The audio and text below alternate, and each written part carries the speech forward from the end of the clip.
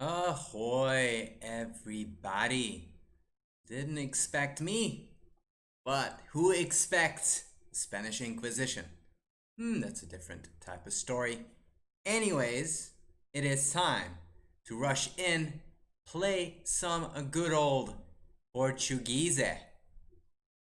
Let's join the party and roll. It is time. Now everybody in the Scandi says, not a queen d6 move, not a queen d8 move. I want to play solid here and a solid there.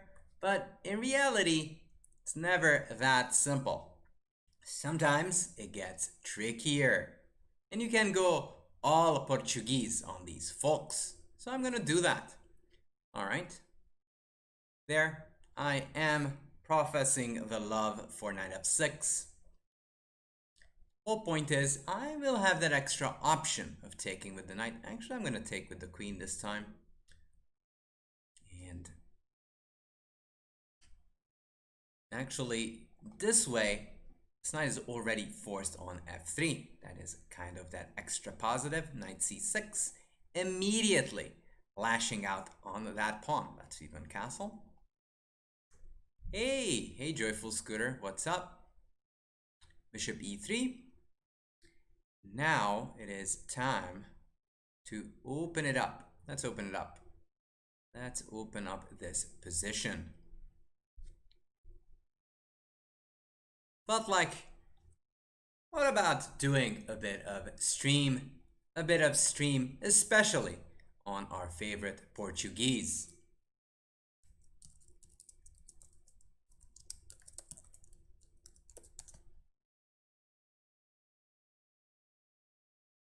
Now, the only difference is, once there's communication between those folks, the situation will be perfecta.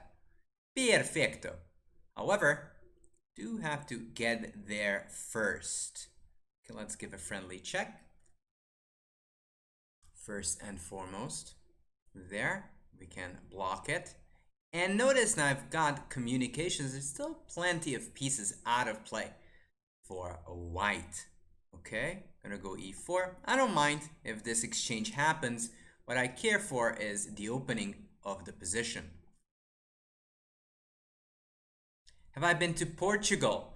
Sadly, no, but this kind of feels like a visit to Portugal. There, okay, I can take and just go knight d4. Let's take that.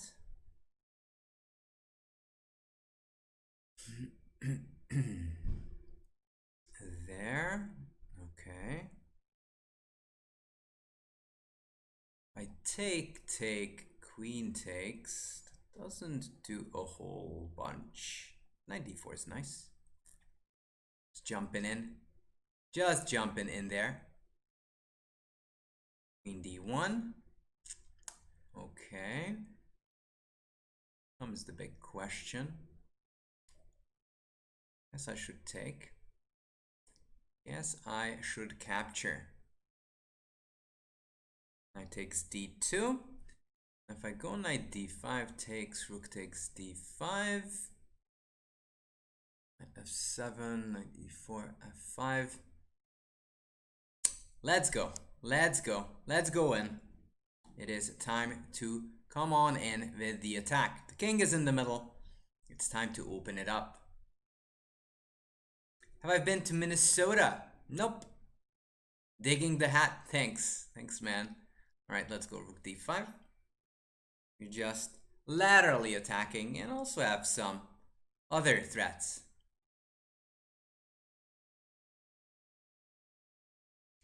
Let's see what's up. f5. Give me that knight. Gift me that knight. That should be the first thing you do. Gifting me that knight.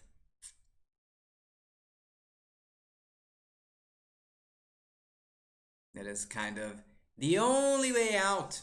Either you gift me or you don't, but that is my opponent's choice. Okay, I'll take that. I'll take death. Okay.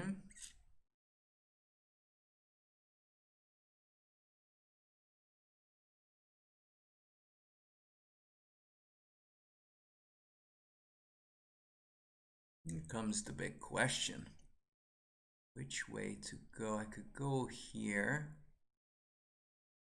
Go here. Alright, this seems like the nicest. I'm just gonna keep this pressure on. Hello, Hassan. How are you doing? There. Okay. There. 86.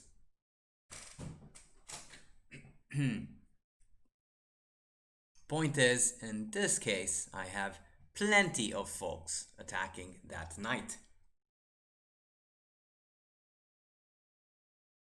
Did you miss many brilliancies? You have just witnessed the start of the rallying. You haven't missed a whole lot.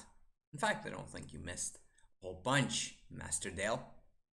Also, my plan is to bring all of my folks over there and press on that d2 knight. That is my main idea. Hello, hello. Let's see, queen b3. Alright. This seems to be a little bit problematic because once my knight is removed, I can take on d2. We'll be chillin'. Flavios, greetings from Portugal. Hey there. There is some tension going on. What the heck? Man, that is a rude move. How rude of my opponent. A nice move, but a rude one still. Such a Rudy. It is definitely a Rudy move. But that's why I stepped out, so I can have that rook d2 threat.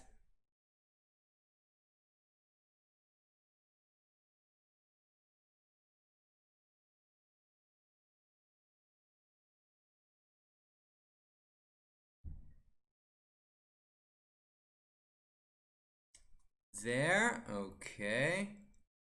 Can I take? Possibly. Let's go here, bother the knight, and I still have this threat of knight e4, maybe even knight d3. Once my queen gets to c5, I'll be a happy camper. Let's take that. Notice I also defended this rook. Now that king will feel a bit iffy about its future.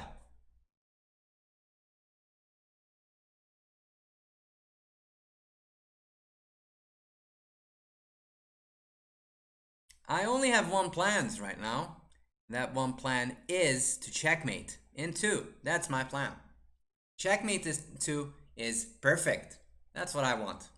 Anything else, not on my list. And also, Portuguese. Just doing the Portuguese. That is the big plan. Alright, we've got on the scoreboard. Sweet. Nemo. But that's not the Nemo I'm thinking of right now. Pretty sure it's a different Nemo. But whatever. Whatever. Whatever.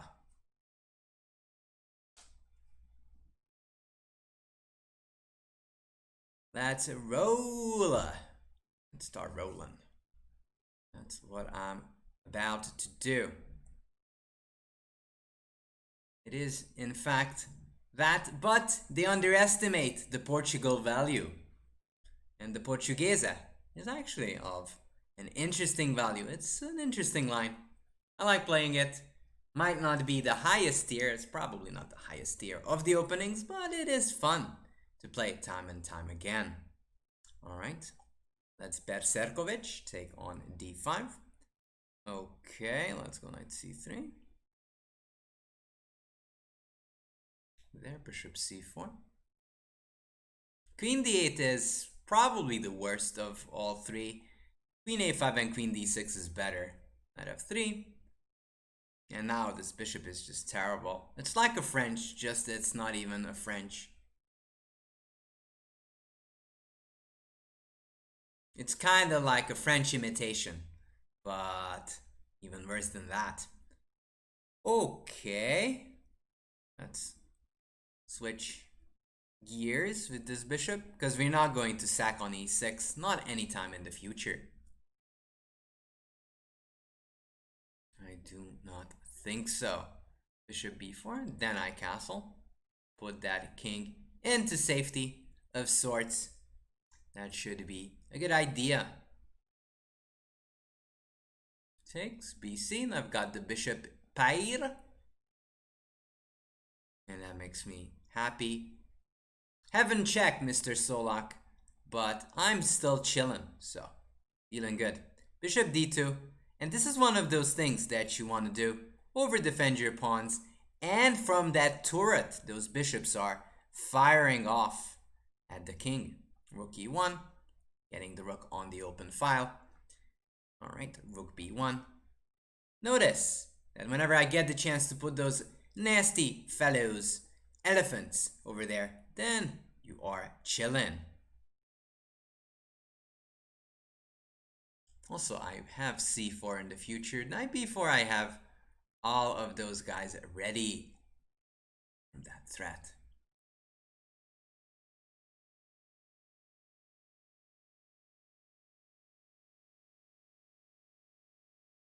b6. Alright, so let's start rolling. Now there's no ideas like that.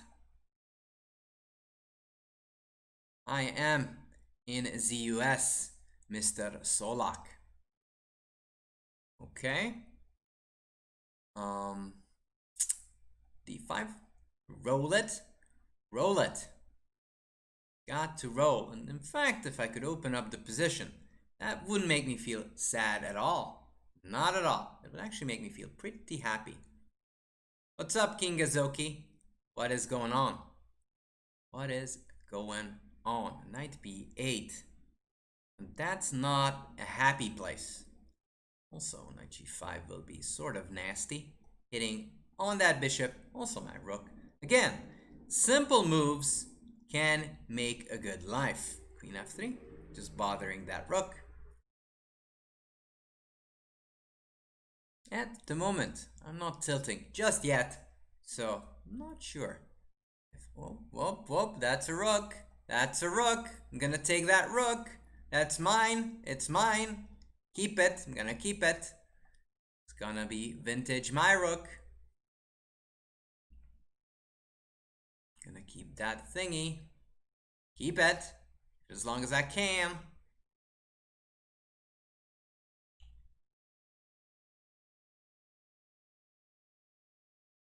Let's keep that rook. We will need that thing.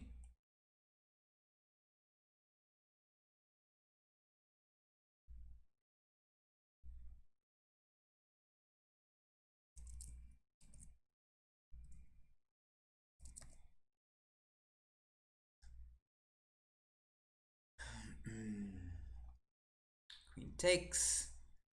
Alright. Trying to trap me? You cannot trap me. I'm running away. I'm Flash. I am Grandmaster Flash. Whoosh. In no time, my queen is gone. My queen is gone. It's gone from being somewhere to nowhere. It's been only 8 seconds ago. But no more. No more. Special cereal. Thank you for the follow.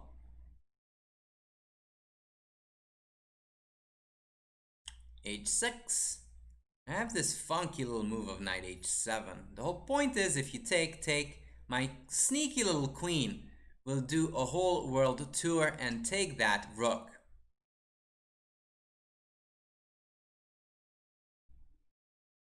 It's just gonna be on a whole world tour. Only thing left is to shachmati that king. That's the only thing left. Let's collect. Let's collect some more stuff.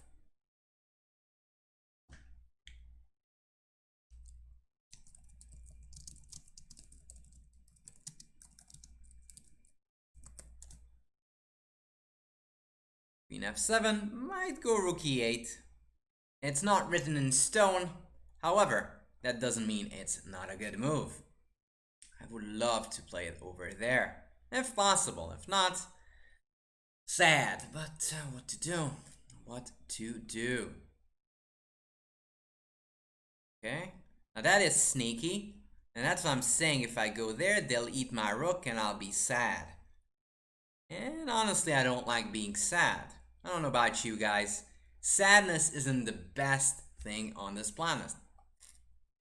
I guess. I guess so. That sounds about right. I might even do a little bit of a rover.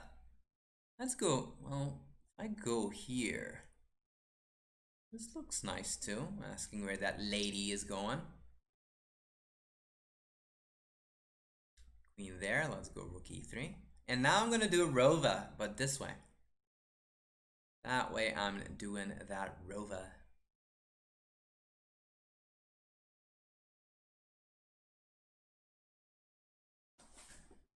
Only thing I know right now, Joyful Scooter, that I'm streaming currently. What happens in the past and in the future, that is not for me to decide. There'll be other people to decide, or other beings, depending on how you look at the world. c5, I've got 2 rooks. No, I wanted to go rook d1. Sag. I'm sad. I'm literally sad. Wanted this rook on the file. Because file sharing is not something you want with the rooks. I mean, it's good to double, but, you know, it's better to have your own place. Just like you don't want to share your room with your brother, especially not with your brother. Because you never can trust your brother, unless you can trust your brother, but I'm skeptical. Okay, let's go in.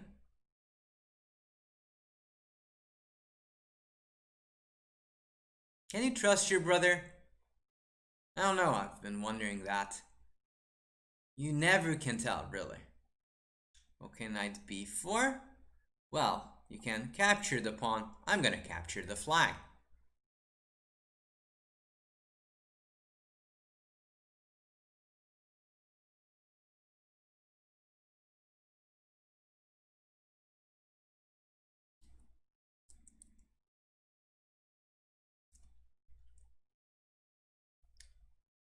Alright, knight d3, just being nasty. I'm not gonna give you my rook no more. I'm just playing against that good old König, if I can.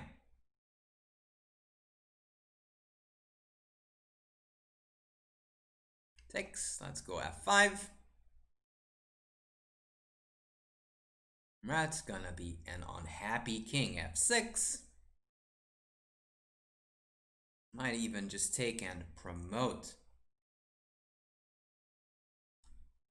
So, this should be wonderful. That is promoting. Let's see. Okay, you don't want to be mated, which is fine with me. But, as I wonder.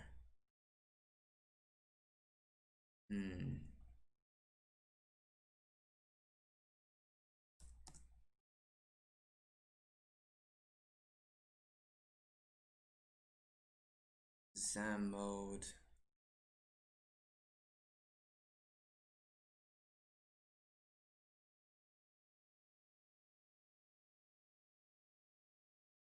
Okay.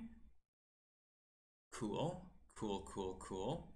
All right, and the beautiful thing here is that rook is going to be a very nice mate.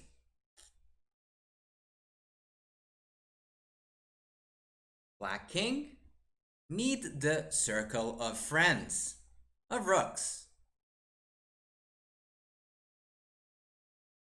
Point is, if they go knight g7, hello there, checkmate, and there's nothing you can do.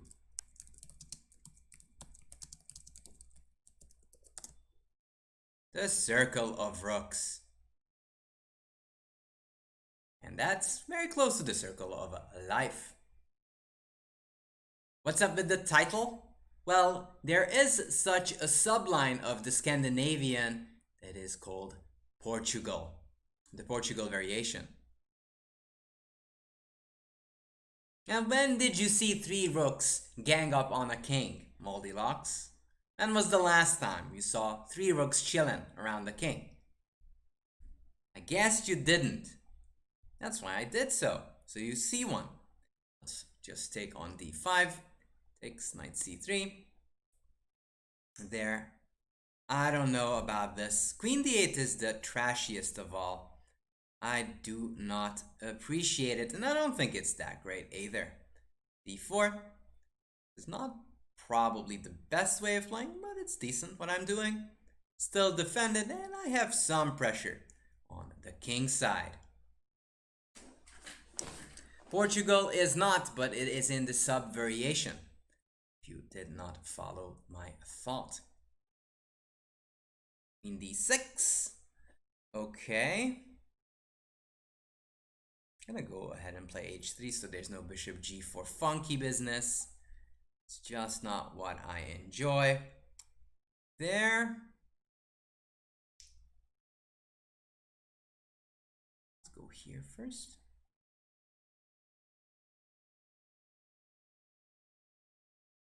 Queen b6. I shall take this guy. I shall take that. Lest it would move away. What? Okay, now I'm gonna castle.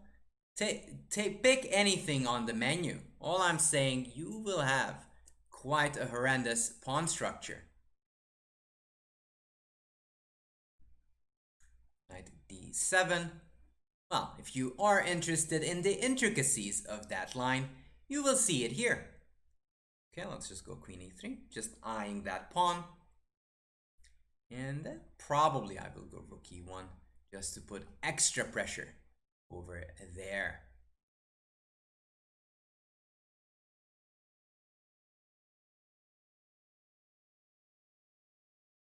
That will be the Golio. King there. Alright, let's get rid of this nasty bishop. So one of the things that you can do against fianchetto bishops is exchange them off. Knight g8, that's nasty. Why are you kicking me out like that? That's not nice. How would you treat a nice person like that? Not appreciated. Not appreciated. I don't feel appreciated. However, this queen is chilling because it is pressing down that king. So we're hard chilling here. We're hard chilling. Only question is if I want to go this way or rook a1. I think I want to go rook fe1 because this other rook will have some business on the d file. And, you know, rooks are like brothers. You want both of them a meaning of life. Especially because this guy is going to defend this guy on d4 later on. Or at least, that is the plan. King is hiding in the corner. Alright. Alright.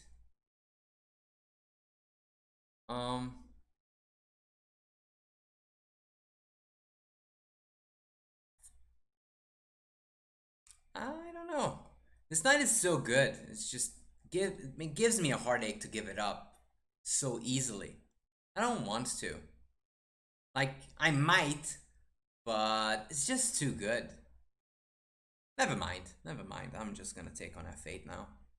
And then when the exchange. Second thoughts, you know, do come and go. But actually, this is the second thought that is coming back. I'm going to take on g6, and that's kind of the point of this pin. Can't capture. I'm going to take on e7. Point is, I can take with that rook. And then that king will be kind of alone and sad. And that's the purpose of the chess game. Get your opponent in a sad situation, especially that king. Queen g7, and it is ta-ta time for my opponent. That is what I'm saying. That is what is happening. Things can get dicey if you don't defend your Königsen.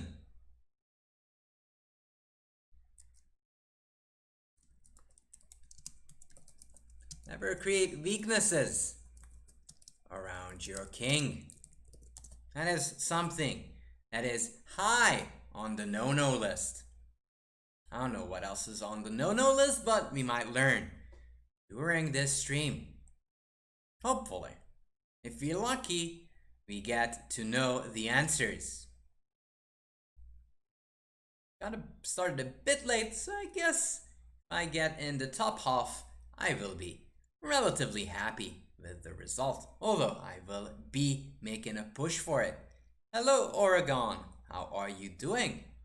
I remember ya. Good to see ya. Alright, and this is the Portuguese.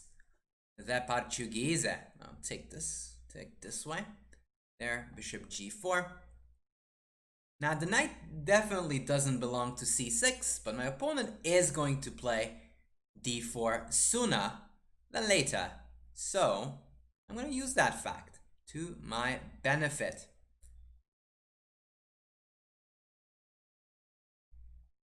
There, let's castle long, and I'm going to take control of the center because that is what matters in this game. Okay, that's actually a clever move by my opponent. It's a clever one. Alright, then I have to be a little bit circumspect, but hey. You can't have everything. You might want everything, but you can't have everything. Now, playing a tournament, I can't quite do 5 things at the same time. I don't think. Can't I take here and take there? Something tells me I can. Thing is, if they capture, I capture, I have an extra piece, because at the end of the day I will take that knight. Knight f4. And the thing is, you take here, I take here, and I say, check! Sir, you've got checked. That's what I would say, and definitely would do. And at the end of the day, if you don't do nothing, I might take on e5 as well. Check. Check. You've been checked. Alright. Now I would frantically count pieces and say, hey, got lots of pieces, and you don't. That's what I'm going to do. Count pieces. I'm the piece counter. At least at heart.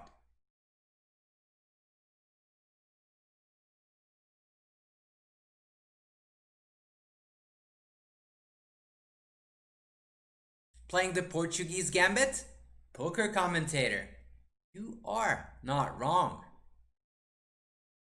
But you might as well be right.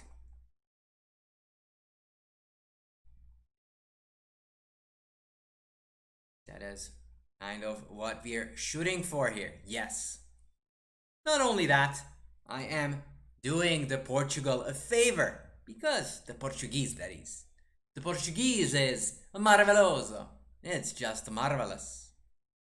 Alright. Let's take that pawn over there. And then I'm going to go knight citron 1.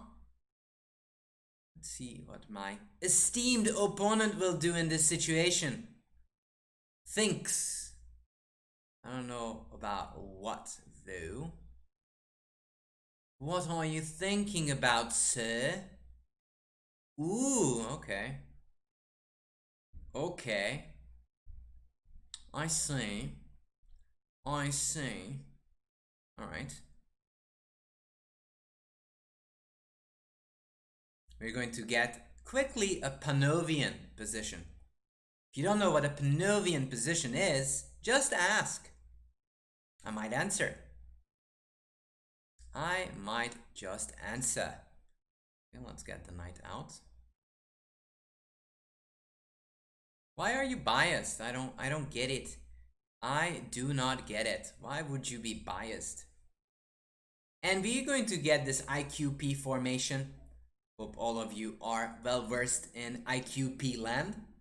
If not, how dare you? If you are well versed, well, good job.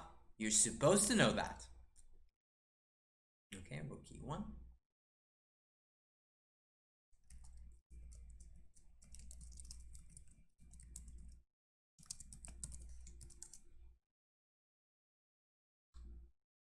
What's a Panovian position? I'm going to explain to you what a Panovian position is. A Panovian position is the position with no pawns over there. Why? Because Panov invented this system along with Botvinnik. I'm not even sure if Botvinnik did that part, but Botvinnik definitely played it in his career.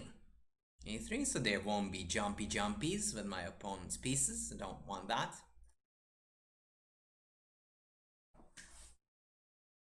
Bishop there. Let's go back. The point is, I want to undercut my opponent's chances on this side of the board. Okay. Huh.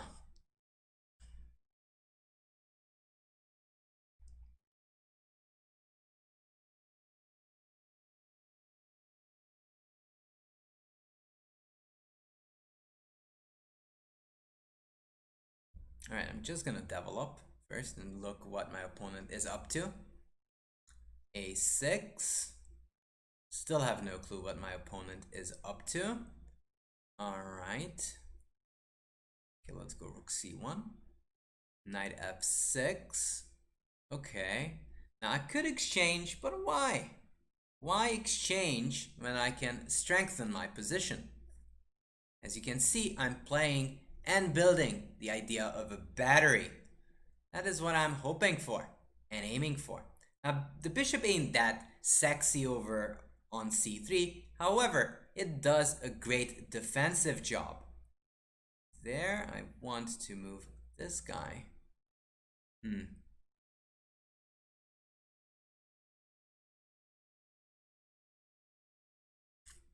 This should be good. This should be good. Let's just sidestep. Let's sidestep quietly.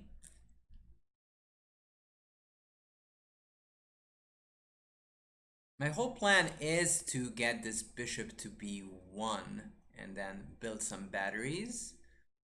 Okay. All right. I'm gonna go ahead and start rolling, creating some targets on that side of the board.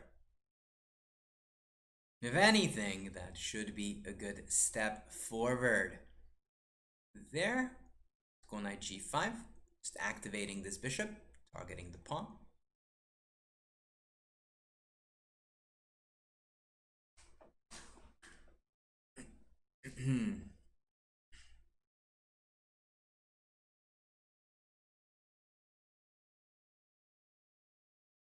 h6.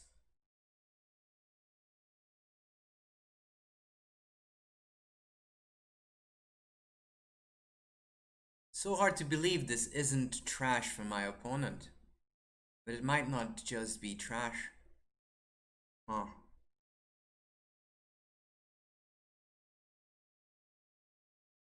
Alright. We're gonna go for it. We're gonna go for it. We're going for the attack.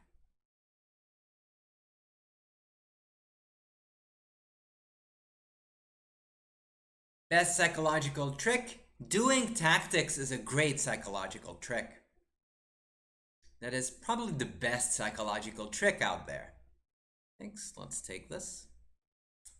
And what I'm saying here is that my opponent's pieces are a little bit AFK from the defense. These guys are a bit away from defending the king side. So I felt like, hey, if you don't get mated now, when are you going to get mated? And that's sort of a rhetorical question. Pretty much hope it is sooner than later. Also, what do you mean by psychological tip, Oregon?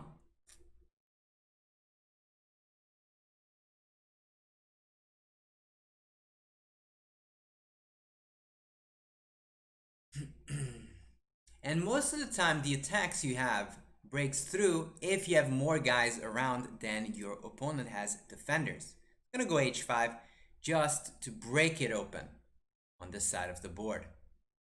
No more pawn shelter, quicker checkmate. Okay, there, let's go knight e5. Whole point is I will have multiple threats in that specific case.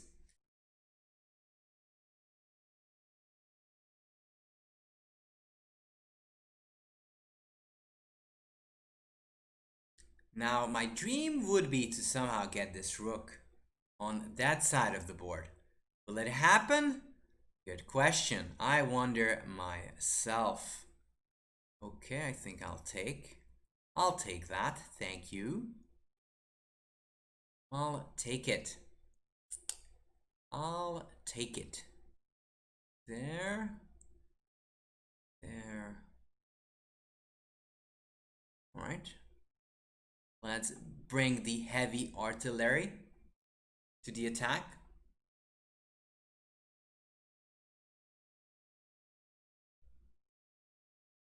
Knight f5. Okay. Let's take this thingy. Take that one. I've got plenty of pawns by now, by the way, for the leg of a piece. And all those bishops. I wouldn't underestimate those guys. Lurking hard. Okay, rook e6.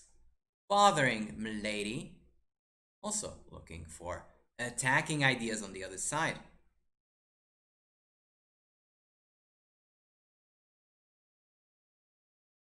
Knight f4, queen f6, schach. I'll take that and take the lady as well. All right, I'll take that. Might even go for checkmate. Takes. And knight g6, I take, and queen h4 is mate. So it goes something like this.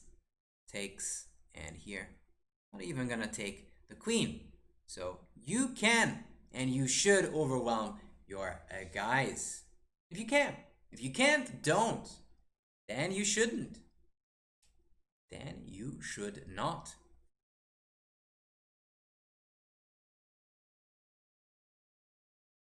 Thank you. All right, let's Berserkovich. Pepe! To see Pepe playing. All right, let's go bishop c4. There. Okay, let's go h3. I'm gonna play it a little bit differently than usual. d4. And the only difference is that this bishop was forced to move to f5 and not anywhere else.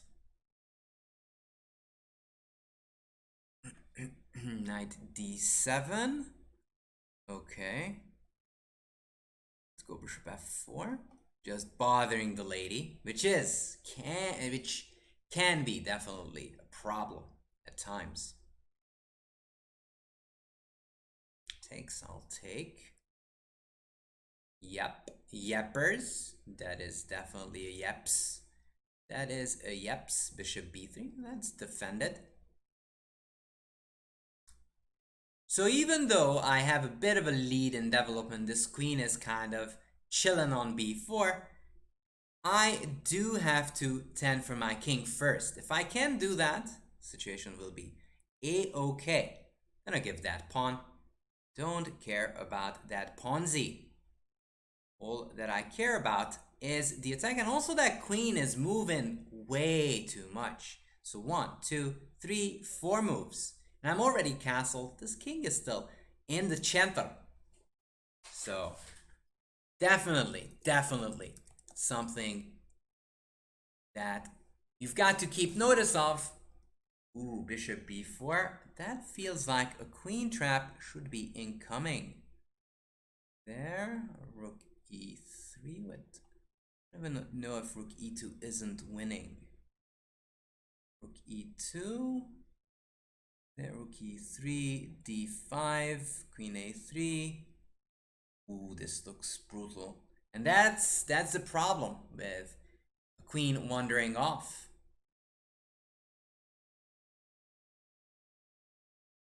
What am I talking about? Somebody tell me what I'm talking about. I'm just missing the most obvious move in the position. Ugh. Sad. Sad, sad, sad. Or Pepelef. Pepe. Pepelef. And it's definitely worth a Pepelef. Hey, MD Chris. What's up? This queen is wandering a bit too off to the other playing field. I'm still very confident that something should be up over here, but not as confident as I was a few moves ago. Also note the king is in the middle, and there must be something wrong with that. If you ask me. If you don't ask me, probably there's nothing wrong with it.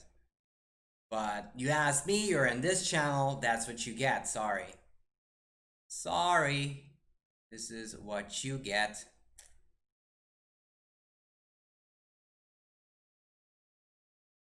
Hey, Euro Swiss, what's up? Let's see, so I'm even wondering if I can do some sacrifices. If I can do some sac.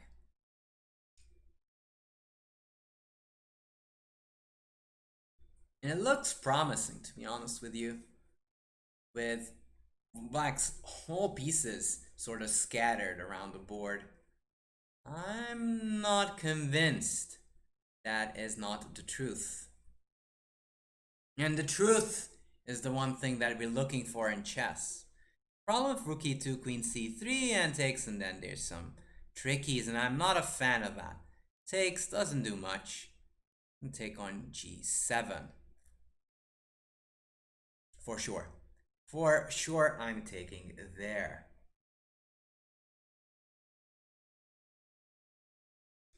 There, okay. Bishop takes e6.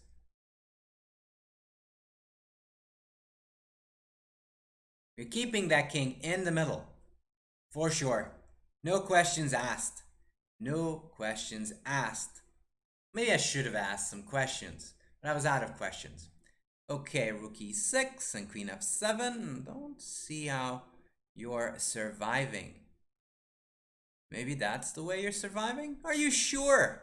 Takes, takes, check. Here, check. Here, mate. Okay, that's still not surviving. Boom. Queen f6, queen f7, that's falling. King d6, that's mate. Queen f6, queen f7.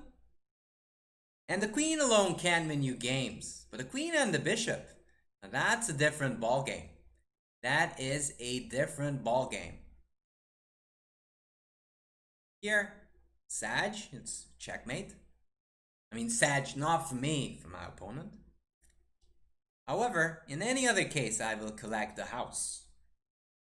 We'll clean it all up.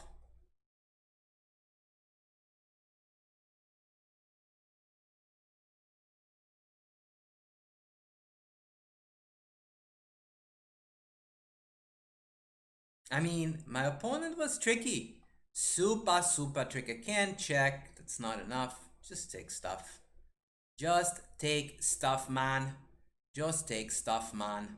I'll take stuff, man. Just gonna take some stuff. I'm gonna take some stuff. At least I'll try. That's what I'm gonna do.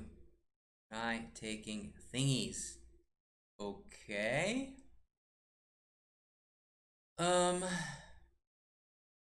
I get it. Queen f8 maybe? Just defend this guy and also setting up bishop e5.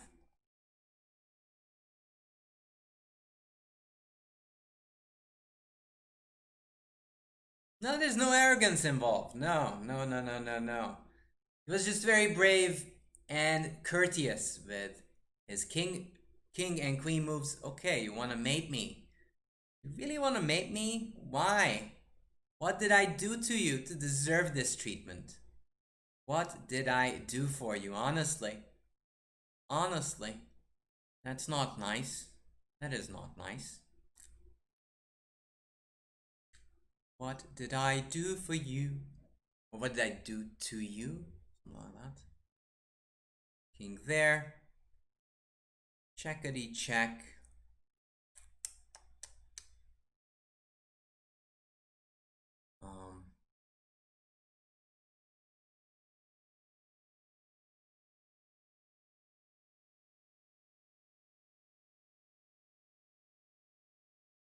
All right, let's just block the mate. Why not?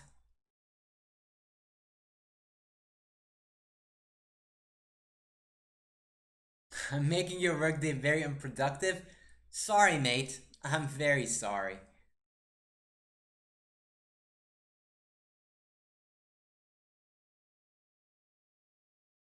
And I know this looks dangerous, but there's no mate. And if there's no mate, then I'm chillin'. Then I'm chillin'. Straight up chillin'.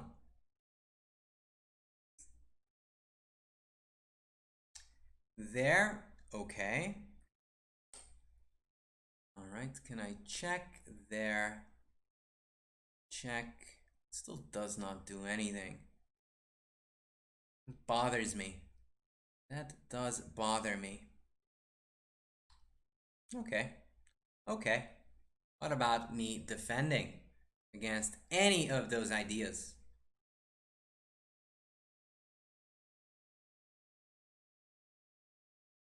And there's no mate. Probably this was unnecessary. I could have just gone bishop g3.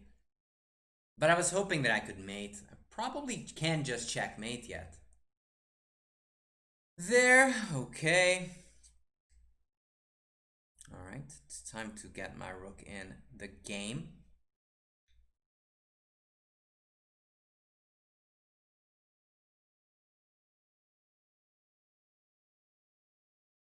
Get it in the game.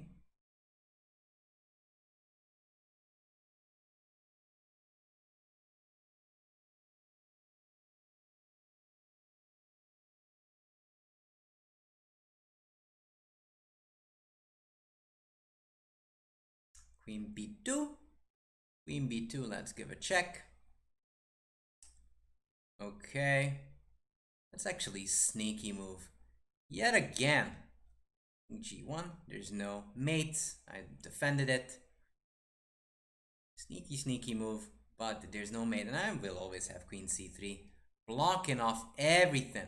Alright, let's exchange. Let us exchange the ladies. No ladies? No more ladies. Only manos. Only manos.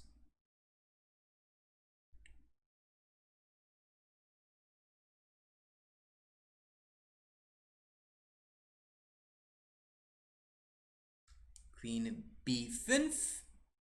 Okay. Alright, let's go rook e1. Just asking where this bishop is going. Also, I don't have that much time. Probably we should be mindful of that. Okay, 4.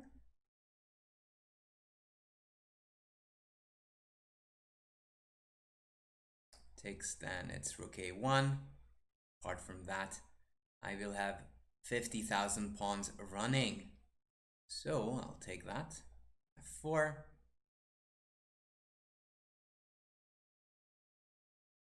And it's just running down the board. There, let's give a check. Push them all. Push those pawns. There. Okay. There. f6. Okay, I'm just gonna bring my king. Bring the king. Bring thy king. All right, bishop c7.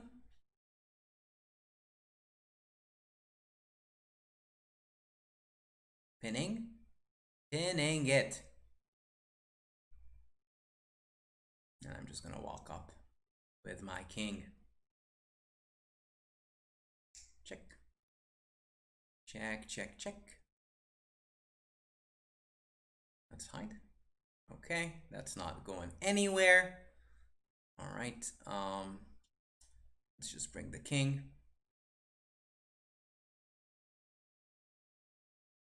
And I'm just gonna push. Push, push, push, push, push, push. Let's take this. There, check, take.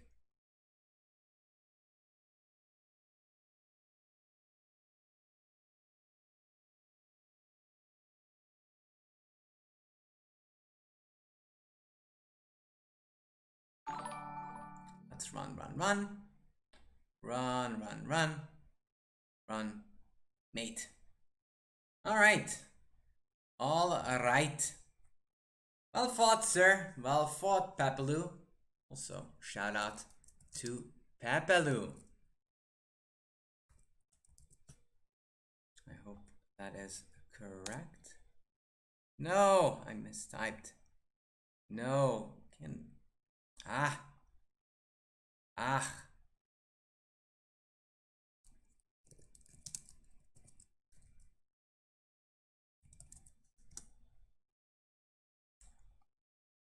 Was hard fought. Probably wasn't enough, and it was unlikely that there's anything that could be done over there. However, it was still a well done fight. Also, that attack was kind of nasty. All right, let's...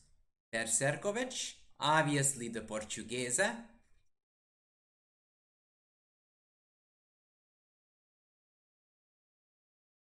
Bishop g4. That's the other way of playing. I could take, but bishop g4 is also a move. Let's take. There. Okay, queen d7.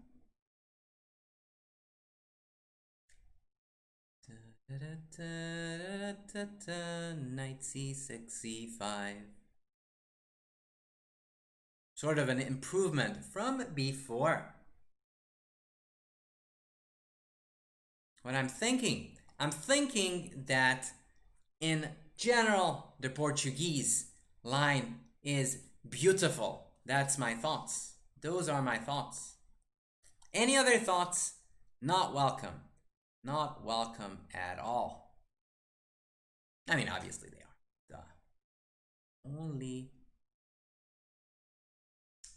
this case. Probably I'm gonna chase this guy away and start rolling on this side of the board. Because I want to, you know, conjure up some attack over that side. g5, let's go. Let's go. Let's go attack. Let's go.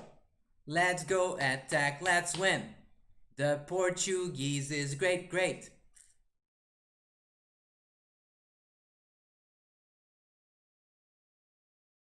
Okay, a6. Nope, that's my pawn. You ain't getting my pawn. It's expensive. You know, it's expensive. You know it's expensive. I'm even considering sacrificing, but not that much. Probably that would be a bit early. Consider that. Maybe even rook g8, just to prepare ideas such as that. So, I don't know. Rook g8. Let's get my guys on the file. Just eyeing the king as hard as I possibly can.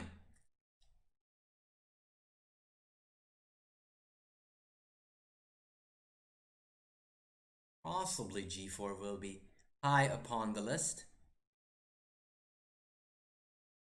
So soonish the sacrifice gains some good reputation. By the way, don't take that because I don't want to open it up for my opponent. Not for a split second. No, no, no. g4. Takes, knight takes. I'm keeping my bishop for better times, to be honest with you people. I don't want to give up my dreams and hopes that early. Might give him up later, but not yet. Not quite yet.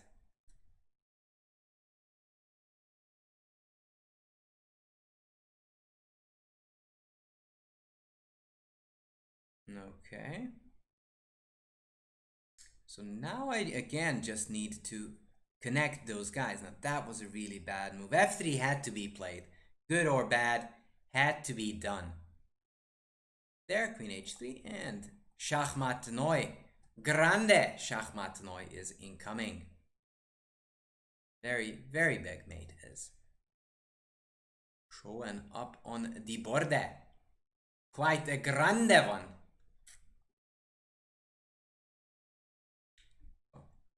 Viva! Viva la Portugal! Viva la Portugal. Okay. Gonna pre-move that one.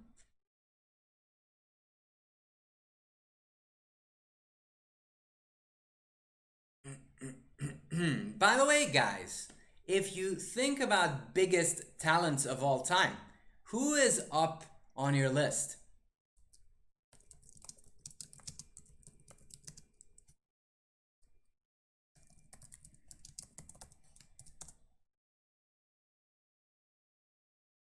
Whoa, I took the lead, but probably won't get to savor it.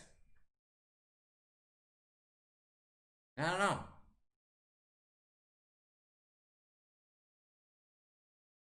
All right. Gewonnen spielt. Good. Good, good, good.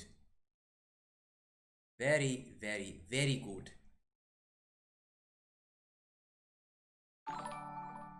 Thank you for the followage, Mr. Boris. Boris. It's funny, they called my name Boris. I think they did. It's actually called Boros, so it's different. Not even a hint bit of Russian, but hey, what do you know? You don't know. You don't know what's going on. Never know what's going on, really. Life is tricky. Life is tricky. Okay, I do get one game. All right, let's take.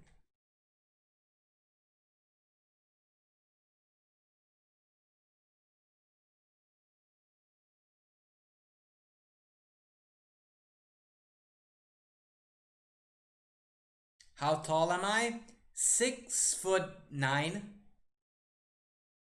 Knight c3 is coming. All right, the opponent is AFK, and obviously at the last second makes a move just to take time. But that does happen.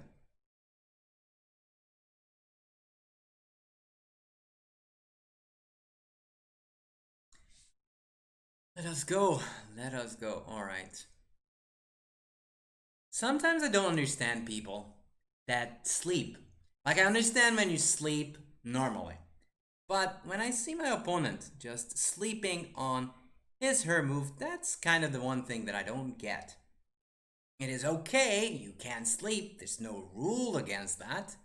However, why is my actual question.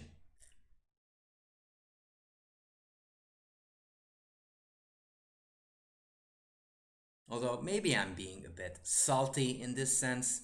I always look for fights and some people don't. And that is way okay with me. Thanks, Soltjar. Thank you for the follow. By the way, if you are here and you want to be part of this fantastic group of people of the Chess Veep channel, then you might as well want to check out our Discord. And if you don't, that is alright too. The only thing's not alright is my king is still in the middle and I hate it. No, it is okay to think as much as you can. It's fine. There's nothing wrong with it. But these events are timed. So if they're chilling on the clock, that is not taking into consideration the clock. Because it always keeps on ticking. C6. Now I'm not gonna do nothing. Your knight is pretty on b8. I'm happy to keep it there. If that knight sits over there, that is a-okay with me. That is a-okay with me. Alright. Yeah, I'm gonna move my bishop. Keep the pressure. Pawn exchange, be me guest. Also that will kind of help me play c4 sooner or later.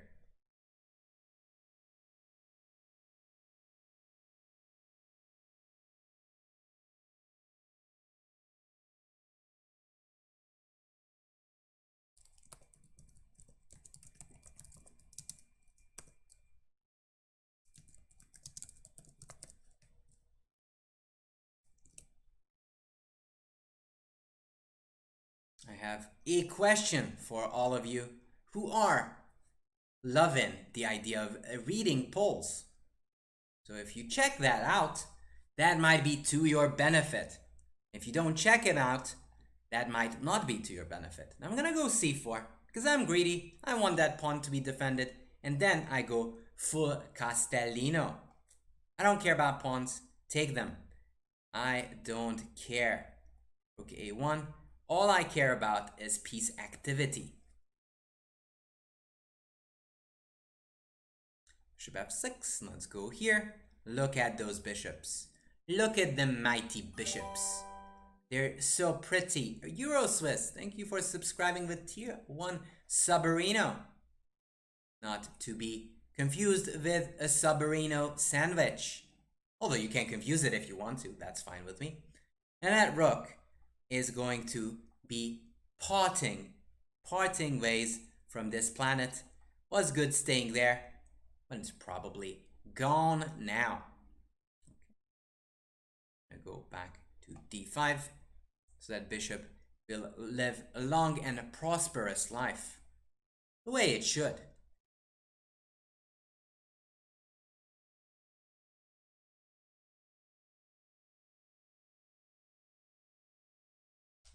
Bishop d5, there, queen f3.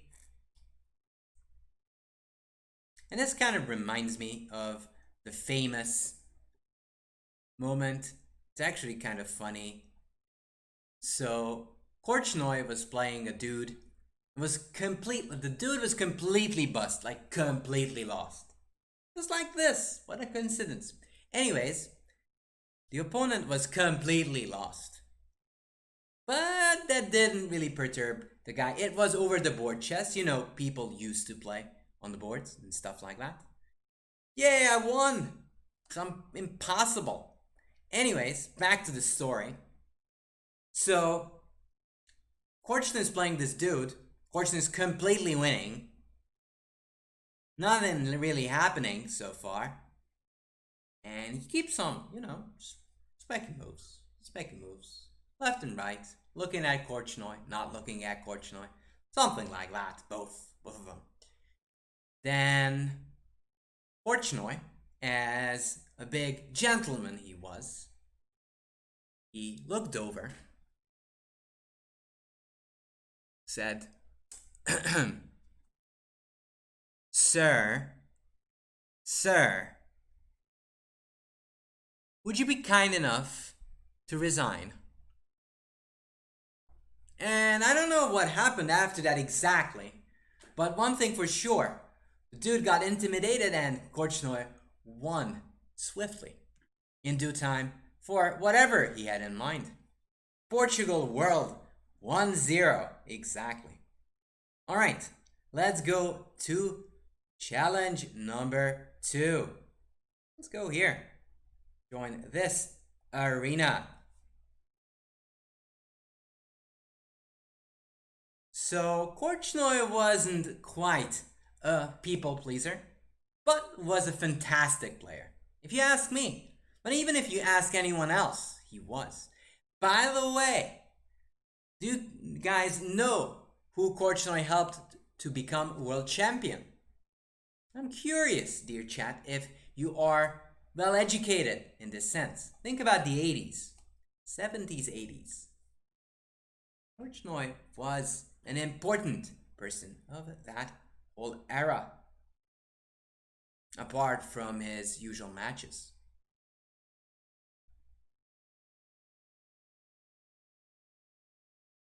Is that why the no talking rule? I do not know. Possibly.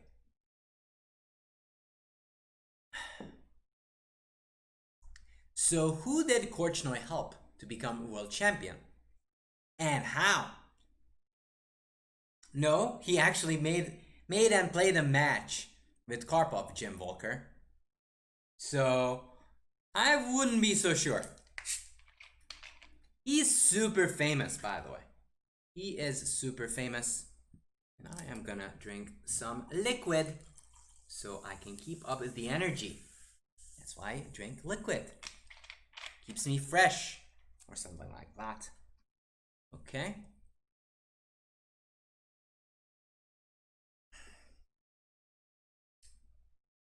Alright. Let's play slower version this time. Okay, 94. There, let's go c6. Okay, queen a5. I think I'm gonna just pin it for the moment. I don't know if that's the best, but hey, it is definitely a move. Okay, d6. I'm going to play it slow. And d7, maybe I could have gone and get my bishop out, but this is fine. In the end of the day, I will get this Philidor type of position. Thank you, Joyful Scooter. So back again. Who is this mysterious guy? Who is that mysterious guy?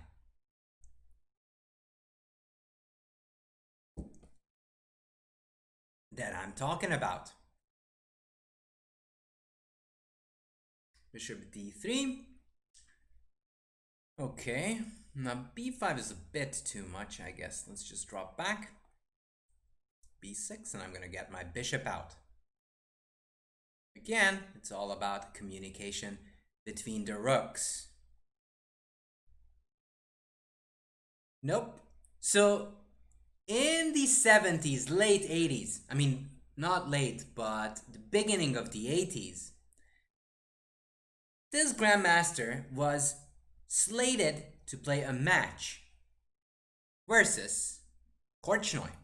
However, this person who became a world champion in his 20s, he was forfeited. But Korchnoi said, no, no, no, no, no. We are not doing this. We are going to play a match. Which he duly won. That young one, that is, not Korchnoi.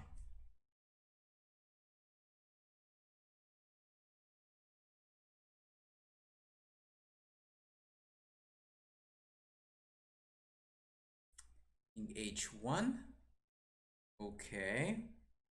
b5. And we get this sort of, it's kind of a Breyer-ish, but there's knights missing. It's sort of a Breyer.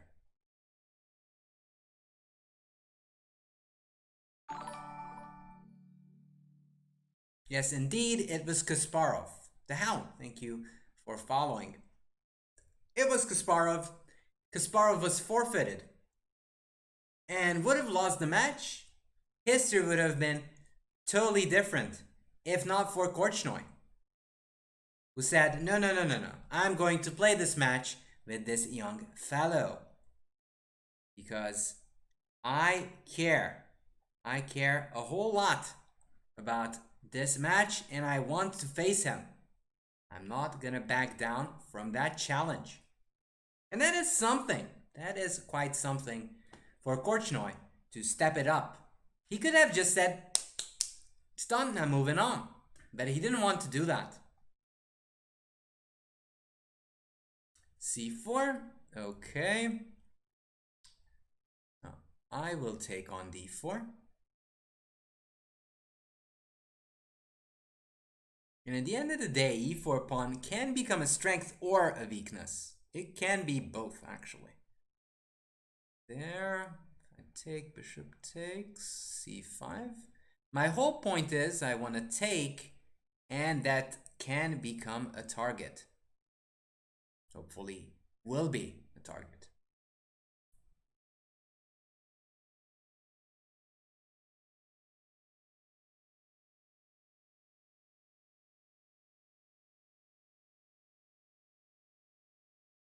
So, I do know people are not madly in love with Korchnoi. However, Korchnoi did a whole lot for chess and for chess history to actually turn out the way it turned out to be. Hey, Pasha Paul. How much longer will I be streaming?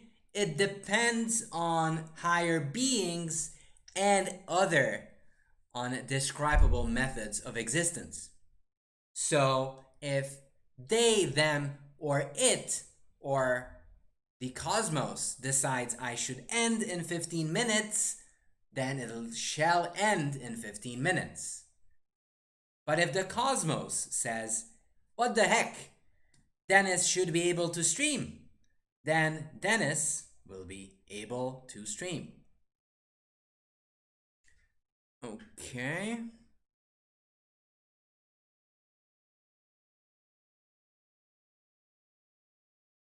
I want to get a control over there. That's the truth. That is the truth.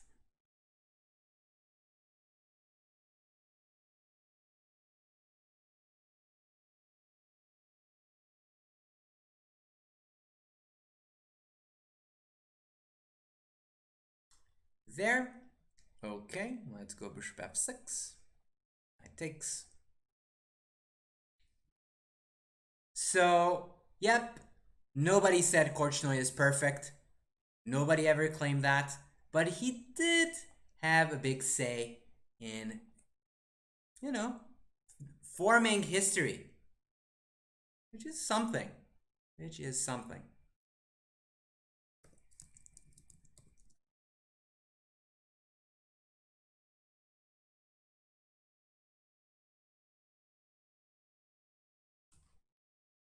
Again, I'm still pressing on that pawn.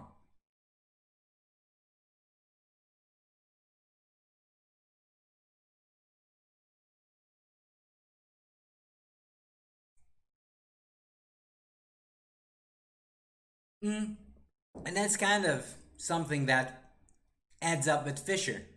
I'm not claiming, and nobody ever says Fischer was the perfect human being we've ever seen, but as a chess player, his dedication was fantastic. Really, it was out of this world.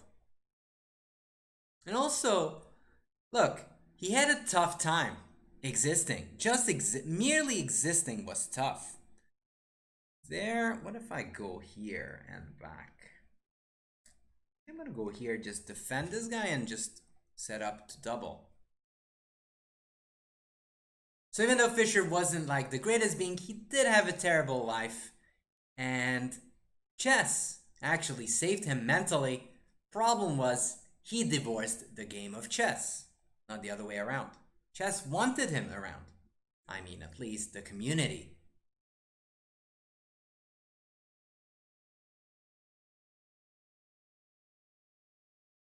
Not all of these superstars are mean off the board. Take, for example, Anand, Levonaronyan, both of them. They're fantastic human beings. Okay. I think I have h6. I don't want this knight g5 to happen. And I'm sure that's defended. The next idea is to double.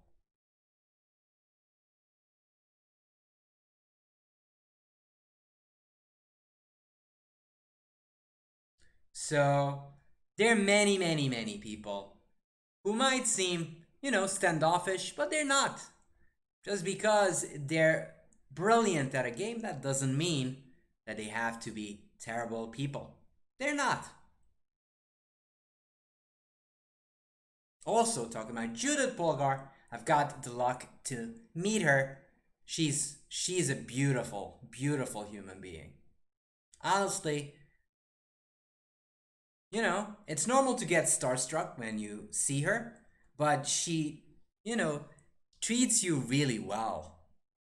Okay. G5. Fork. Fork. And again, that's why it's good to over defend your pieces. You might actually win games with these forks.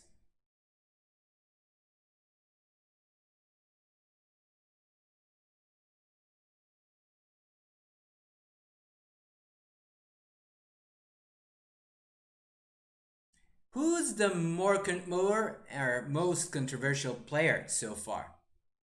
People, what do you think? Who's the more and most controversial at the moment? Okay, there. I could take here. I could take knight h7. E5. Takes. That's a draw. It's gonna take on e4. The thing is that there was this idea of e5, but with knight e4, I'm kind of circumventing those ideas. Check. Shoot, I missed that. Missed this move. Oh my god. Why? Why? Oh god. Pissed. I'm pissed. I just threw the game. I just threw the game. Sad. Sad, sad, sad. Especially because it was such a great position.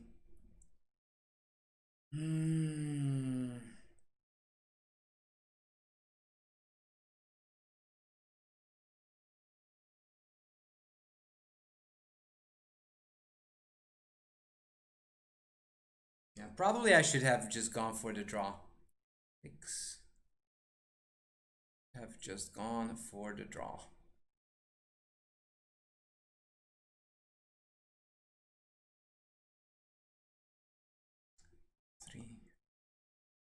Well, I think I had the draw.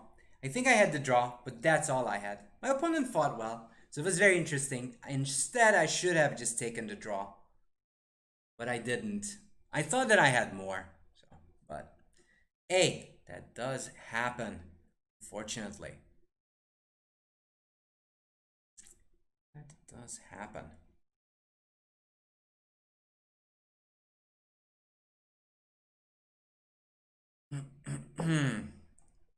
All right. It's time to Berserkovich. Go this way.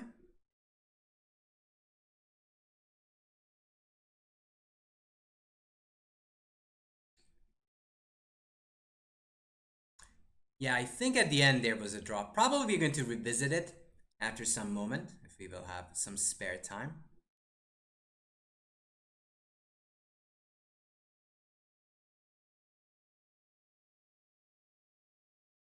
All right, we've got some spare time. Let's take a look. So here,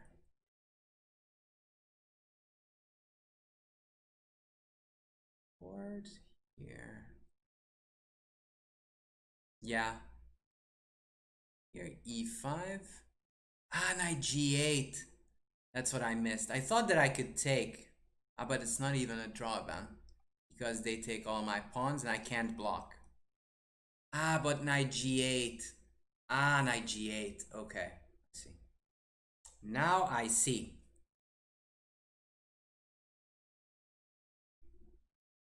Now I see. Any analysis you look for, you can find it on our YouTube if there's anything on that topic.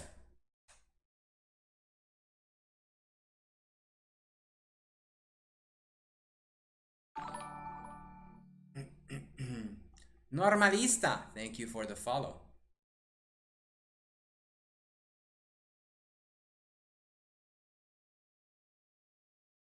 Guys, let's keep it to chess. Let's keep it out of chess politics and politics, okay?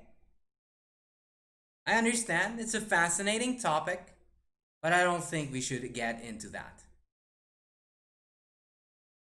All right. What? How am I playing the same person again? Okay. Or am I? Sort of am. All right, let's go bishop c4. All right, let's go d4. c3. Takes, and the problem is queen d5, and there's suddenly no defense.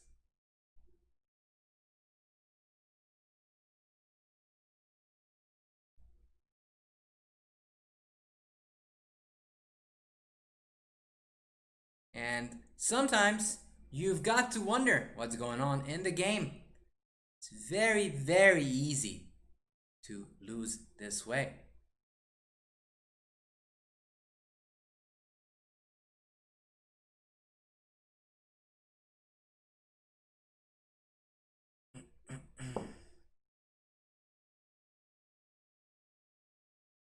Yeah, no, it is a problem.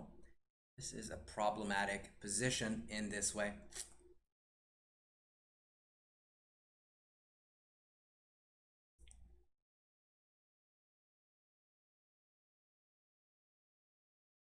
Maybe creating some space with d6 makes sense. But even that ain't so perfecto. Ain't too perfecto.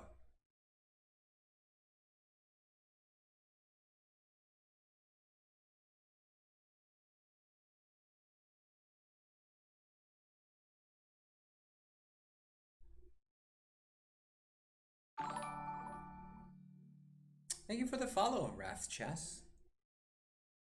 But again, coming back to the topic, I do think that, you know, these guys are fantastic players. You might not agree with their views. You don't have to. They're playing chess, they're great at that. Now, they might have tried other ways. You don't have to like it. You know, it's a free world. Everybody gets the chance to do whatever they want to do. I see nothing wrong with that, in general. I think it is okay. And now Queen f7 is checkmate. This is the trickiness that can happen. Trickiness that can happen.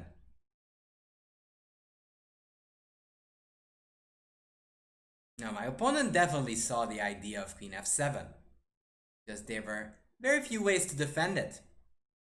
Very, very few ways to defend it.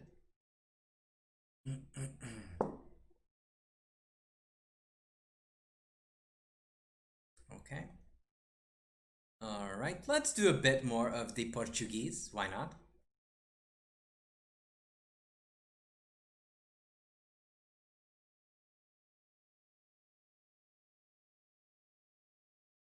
Thank you, Alexander's horse.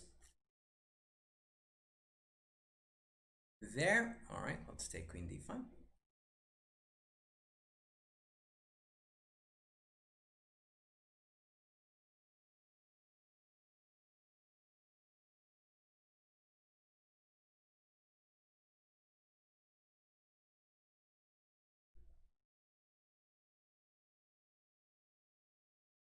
Okay, knight f3, bishop g4.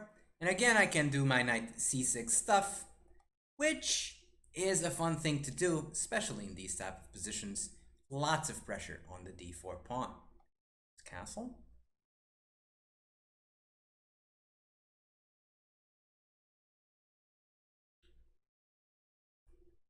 Queen b3. Ah, okay. Okay. I see, I see. I don't want to exchange. I'm sorry, but I don't want to exchange stuff. Singfty is asking, can you explain how to calculate opposition if you are far away from each other? Not sure if you're referring to the endgame or you're referring to something else. If you would, give me some more explanation of your question, that would help me understand what you mean. Endgame? Well, it is math. It's pure math.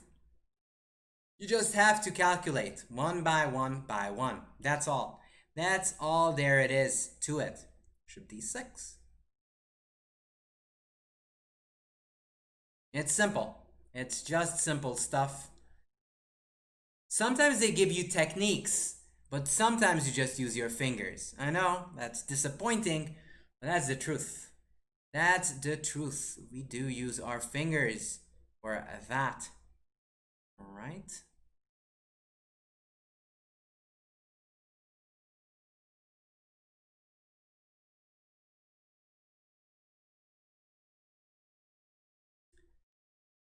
Huh. Let's activate this lady. And I want to slalom to a better place. Also, controlling that square does not make me feel bad at all. How many moves grandmasters think ahead in critical positions? It really depends. If there's something concrete, we can calculate 10 moves ahead. But that's kind of the thing. Rook e1 to get there and to get into that situation. Alright, let's go g5. Even planning to start rolling with my pawns just to undermine that king. Also, I have this idea in mind, but I don't want to rush it. Still looking at what my opponent is planning to do. I think I'll take and go g4. g4.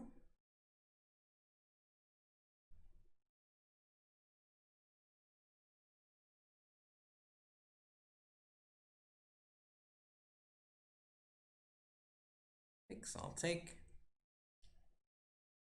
Rook e5. That's a nice move to admit. Let's go queen f4.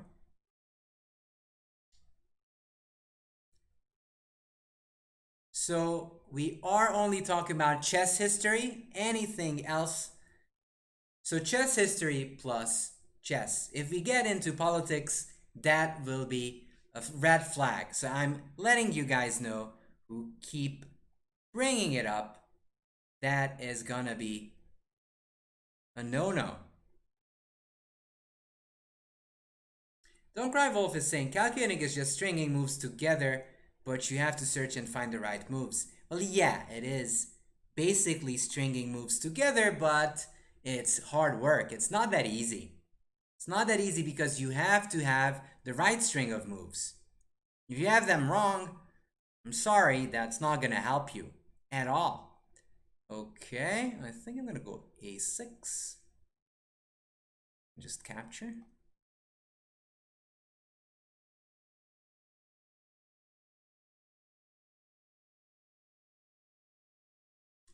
Okay, let's go knight g5. Still lurking around the king, which I sort of enjoy.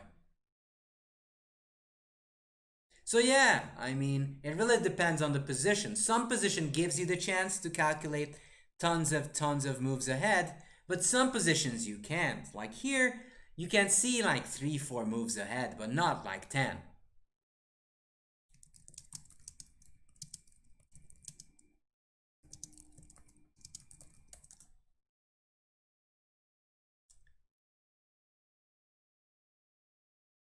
Okay, I'm gonna go for h4 ideas.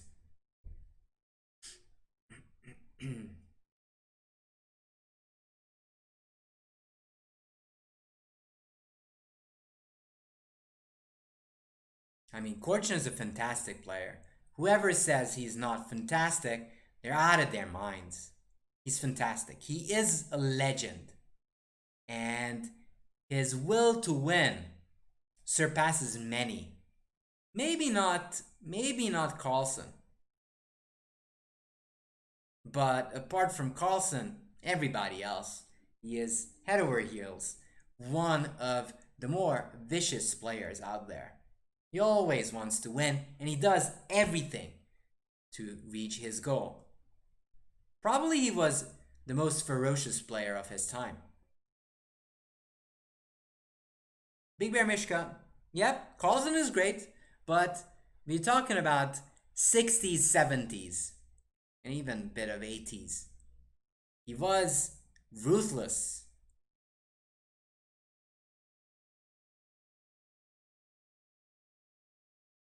And this is one of those things that people don't communicate.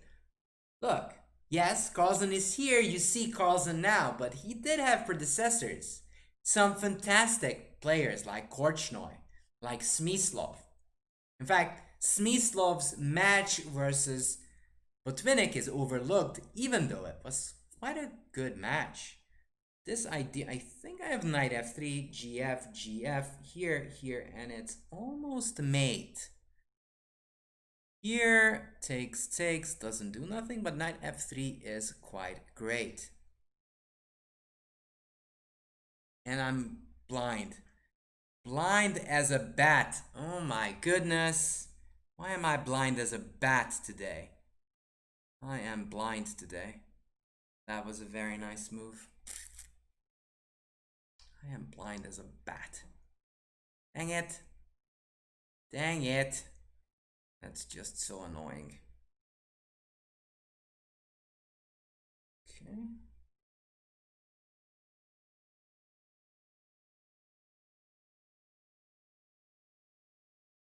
Now I know that people claim that, oh, Nakamura can't play chess, he just only won that rapid, and he just did very well in that scenario. Look, he still managed to get there. So if anything, he does need to get that respect where respect is due. Hikaru can make it. Now, let's be, very, very honest and respect that result.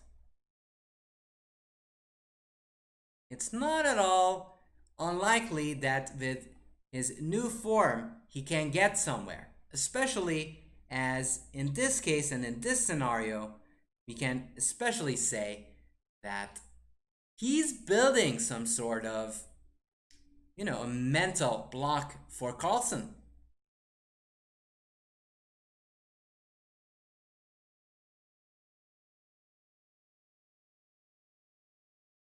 All right. Played that terribly. Sam Steve, thank you for the follow.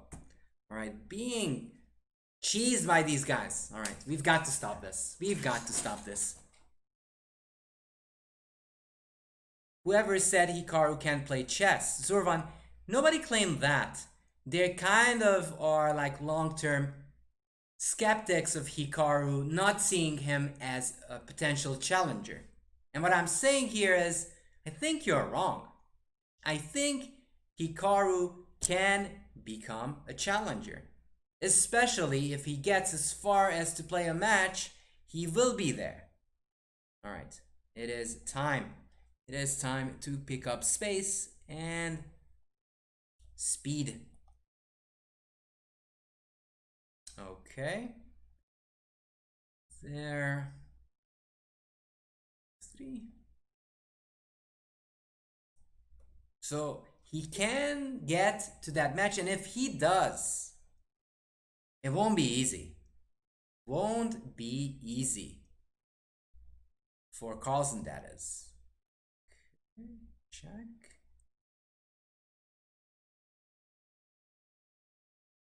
C6. Let's take that pawn.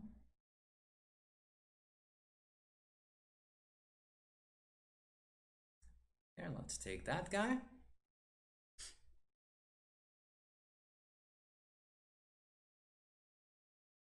Castles. Alright.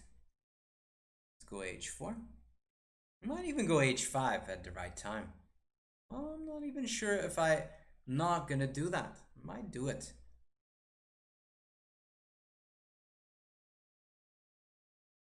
Zurvan is saying Hikaru has all the talent in the world, just not the patience for classical. I think we're gonna see if he does or does not. But again, we're not in an OTB phase right now. We have no OTB tournaments around, and it's not gonna show up for quite a while. So with that added benefit and that extra motivation that he picks up, he might stand a chance. I know I sound like a skeptic myself, but I do think that he will have a shot. Okay, always develop.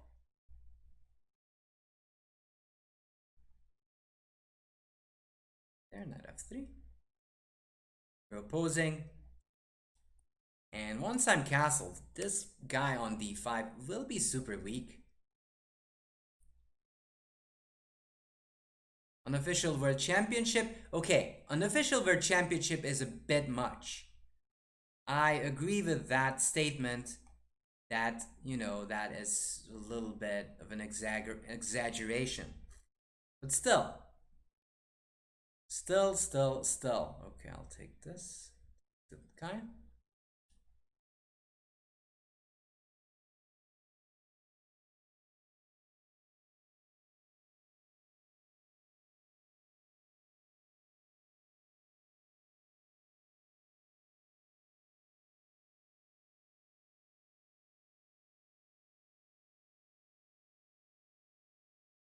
go d5, and my queen is suddenly on attack mode.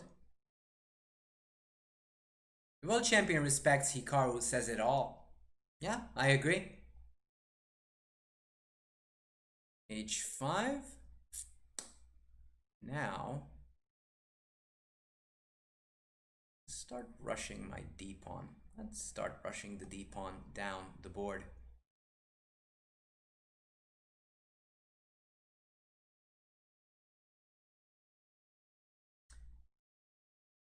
Don't Cry Wolf is saying, if you listen to Magnus's recent interviews, he goes so far as to say classical time controls don't show who is the strongest player anymore. I don't know about that. That is a bit going too far, in my opinion. But thing is, he's entitled to his opinion. Obviously, he can say that. But I think OTB chess, still, the king of the game of chess is OTB. So I disagree. I'm obviously not on the high echelons of chess, so it doesn't necessarily matter. But if you're interested in my take, I'd say classical still shows how good you are. Now, is the world going to change in the future? Possibly. It can. It can change. But at the moment, still, it is something that you've got to keep in mind, that still the OTB is what decides if you're a GM or an IM or an FM. You're not considered any of those if you don't get it via that route. Now, I did discuss this before, and I'm not against discussing it yet again. I do think that in the future, definitely there should be international online titles. I gave up my views on that, but I think it's an interesting topic. There, okay. Let's get my rook. I wanted to get my rook on the file, but hey, let's set up some threats on that king first.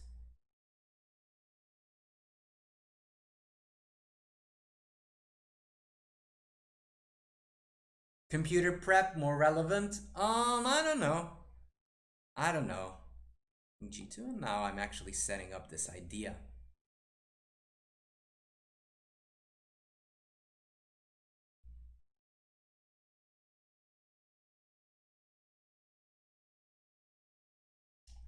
I mean, it does have to do with the fact that some people love it and some people don't. Now, what can you do? And that is, again, a matter of taste. A matter of taste. You might enjoy doing classical chess, or you might not.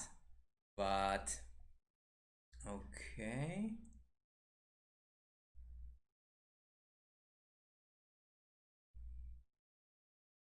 Queen c7. Just defend this guy. Might even push the d pawn if I get the chance. Alright, I'm gonna push the pawn as I got the chance. Queen e7. This should be so bad. This should be so bad for black. d4. Okay. Defend against that.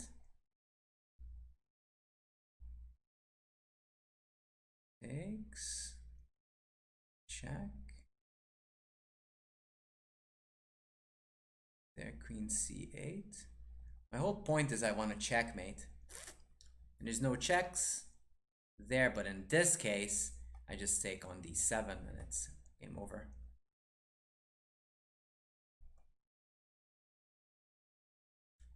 Bullet World Championship would be crazy. It could be crazy, definitely. But I don't know if that's such a big deal. What do you think about your countryman Rockport's future? Well, it depends if he gets invited anywhere ever, or if he wants to play. Some sources say that he just doesn't want to play, and I don't know. But if you don't play, you don't become world champion. That's how it goes. And I think he's missing out with not playing these online tournaments. I definitely think that he should be doing that. That definitely should be something.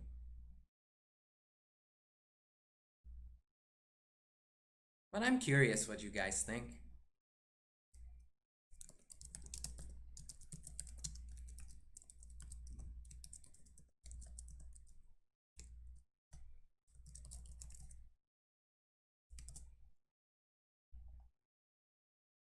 All right, let's go bishop c4, c3.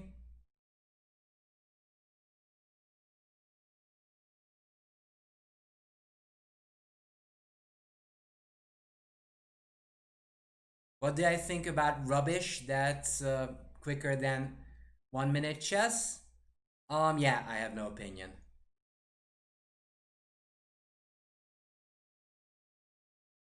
By the way, that goes into exactly the topic that I wonder. Would you see in the future, so in the future, later, can you imagine a closed event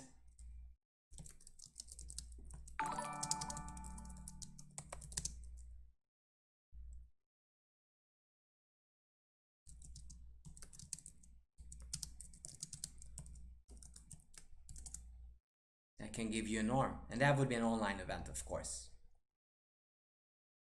Thank you for the follow. I appreciate it. Appreciate it, my hemo.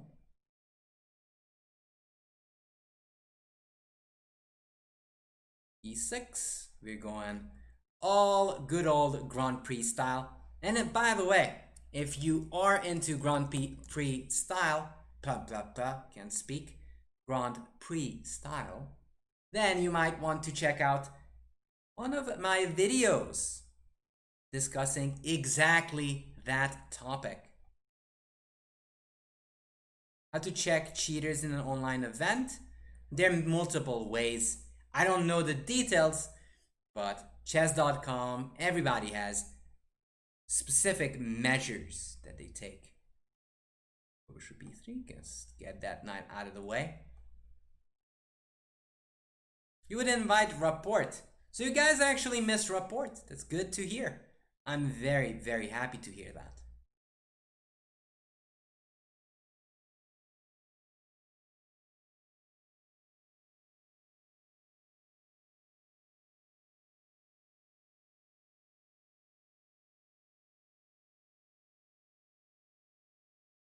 And I mean, obviously, if you score 99% accuracy, obviously there is some slight suspicion that you're cheating. Just very, very super duper duper slight chance that there's cheaterinos going on. Not necessary, but quite likely. Super duper likely. By the way, I have a life story and I would share it with you, but I do want some feedback from you guys. Should I tell you this life story?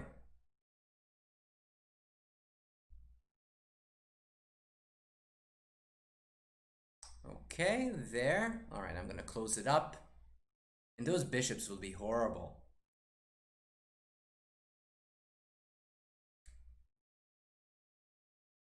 Chess.com does a bad job. I don't know about that, Don't Cry Wolf. So they're not using the same engine that you're using. So the one you're using when you're analyzing, that's not what they're using. It's basically just to check your game early, but that's all that it does. Now I've got a good center. There's nothing else it really does there. That is almost just for show that you checked your game. And you can tell your coach that you checked your game. It's not like a deep analysis. It takes at least 20 minutes to check what's up in a position. That 5-second analysis that you do is nothing but just checking for quick errors. Anyways, they do a good work, and also Lichess does a good work. Especially, oftentimes, there's anything popping up, they're always on the money. They know what's up. DC takes. And this has to be wrong. This has to be wrong somehow. Don't believe it's not. 5 takes.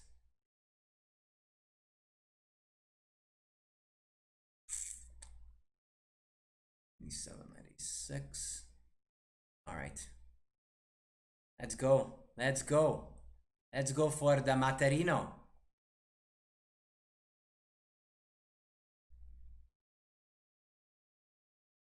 Hello there, Ray. Also, shout out to Ray.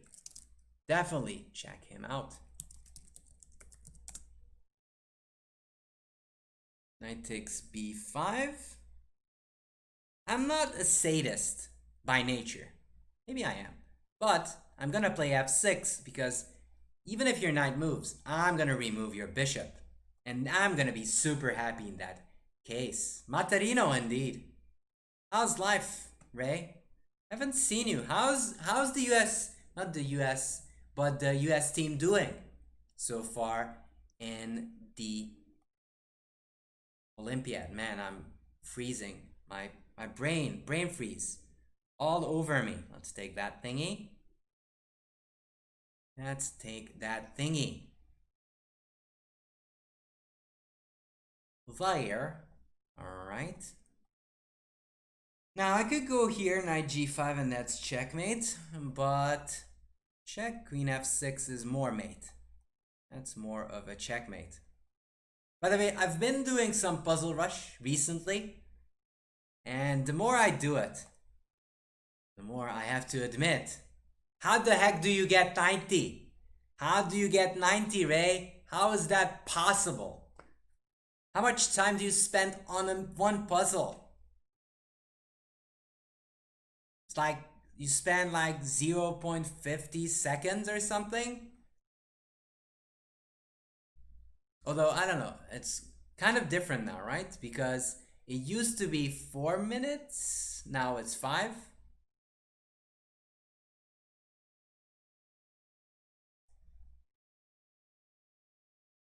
What's your secret? Tell us. Or you just, I remember a secret. Okay, I can't share that right now. I mean, Ray might share it if he wants to, but I can't speak. I have a code of Grandmasters. If you didn't know that, there's a code between Grandmasters. If you have a secret and you have an idea, you don't share it just out loud. Ah, yes, that's how it's done. You keep that code.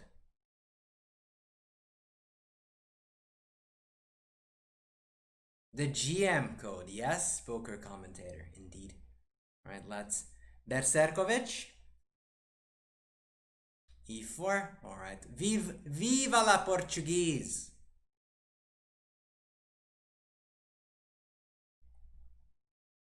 E4. Let's take that pawn over there. Then look around. Knight c3. Okay. We shall climb back to d6.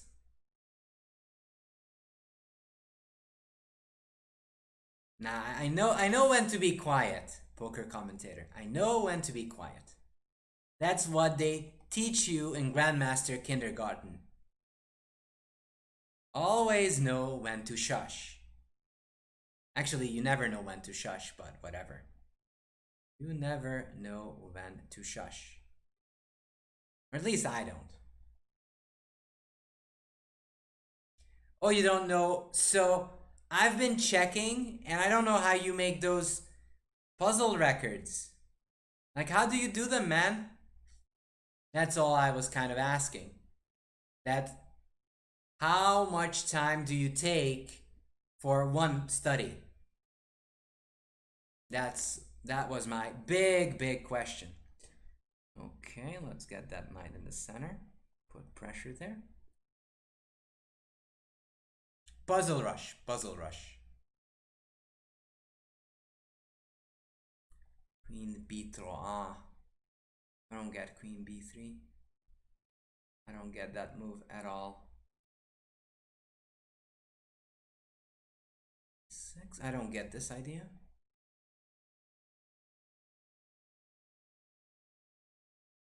Okay, let's go e5. I want to open it up, especially my bishop with this knight being displaced over there.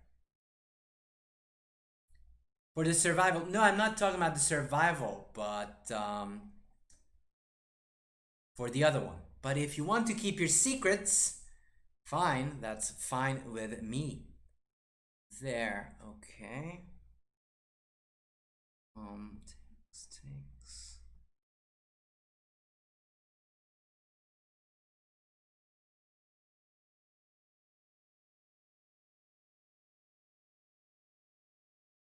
Let's take that. Why did I take that? Actually, now I know why. And let's take. And this guy's not is relentless. Relentless. Let's check. There takes.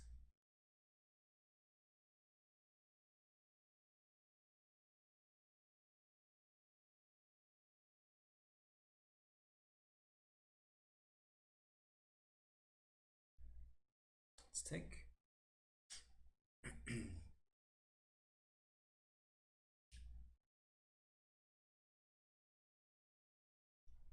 E1. Okay. Let's go queen f4, just pinning it. Why not?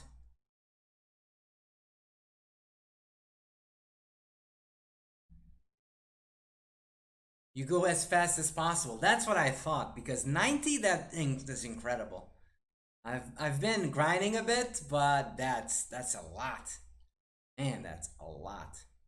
But what is like the crunch time? Like there's always a crisis point. I'm pretty sure there's a crisis point. What was the crisis point that you had to get rid of?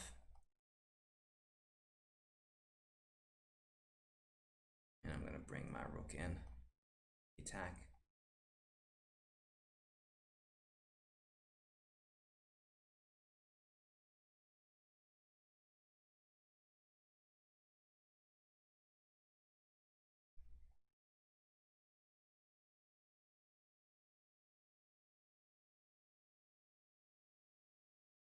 Okay.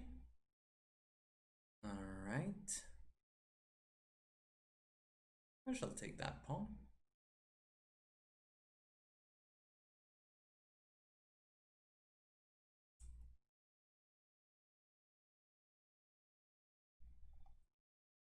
I don't know what's wrong with the question of a crisis point. What's wrong with that? I don't understand. What are you guys hating on that word? There's nothing wrong with that. I think I can go knight d8. Looks a little iffy. Or just knight a5. Knight a5. Let's just go knight a5. Stuff like that. Want to defend it. And then I'm happy. Man, that's sad. Talking about crisis point and I'm getting laughed at. Okay, people, okay. There. Now that's nice. That's a very nice idea, but that's checkmate.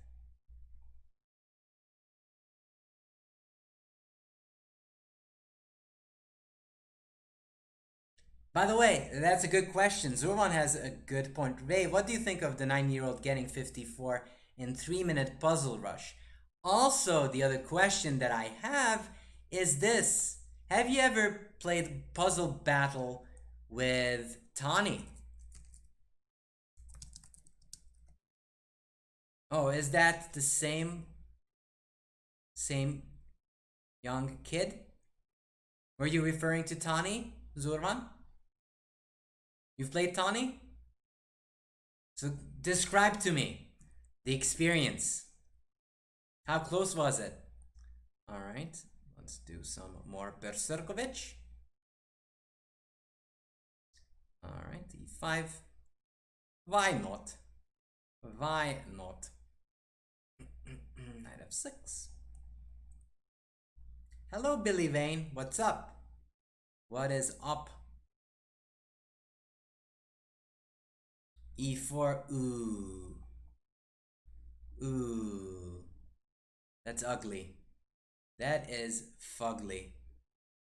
d6. Maybe I didn't even have to play d6. Talking about ugly, what's gonna happen if I gang up on those thingies? Racing, he's very good in the first minute and still good in the second minute. The last minute is the biggest difference, but I assume he will improve there too. Also a bit of like stamina problems for the time being. I think I'm gonna take this way and keep my bishop. Because I am of the sacred society of bishop pair lovers.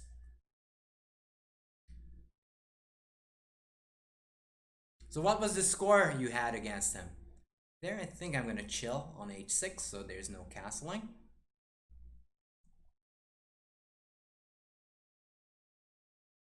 g3, let's go bishop g4, get the knight out. Let's get that knight out. Every knight deserves a knight out, and so does my knight.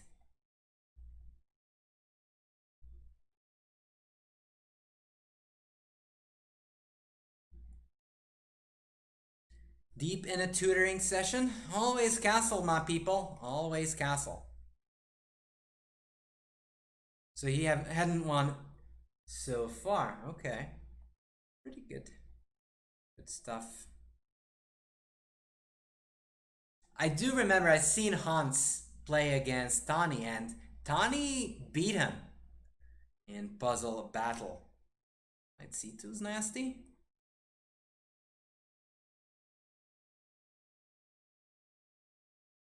Ooh, you think I'm gonna take there, but I ain't. I'm taking the lady. The lady is mine. That lady is mine. Thank you for the lady. And see you later.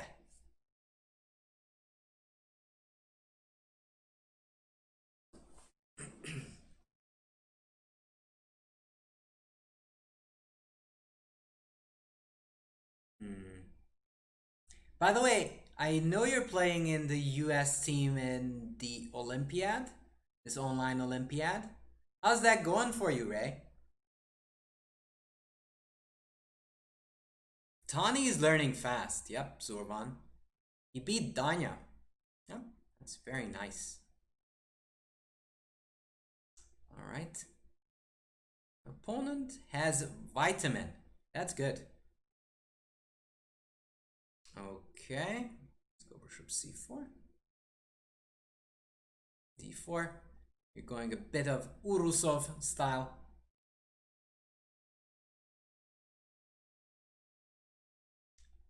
Tani? Tani is a young prodigy from New York.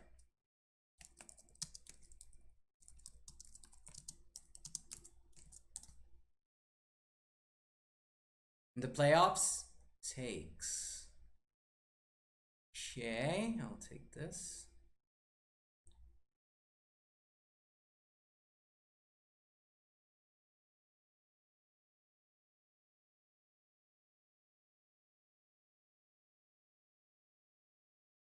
Anytime, Lobo Capablanca, anytime.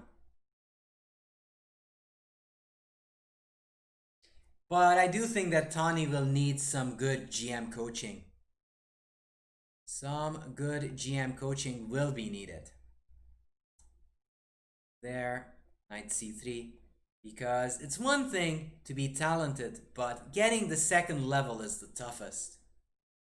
And you can't do it alone. You might have been able to do it before, but now I don't think so. I think it is actually much, much tougher these days to get the GM.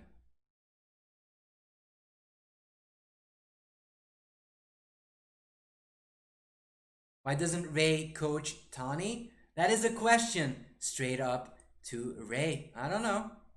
I do not know. I'm just gonna castle. You know what? Exchange however and whatever you want. That bishop is still trash on c8.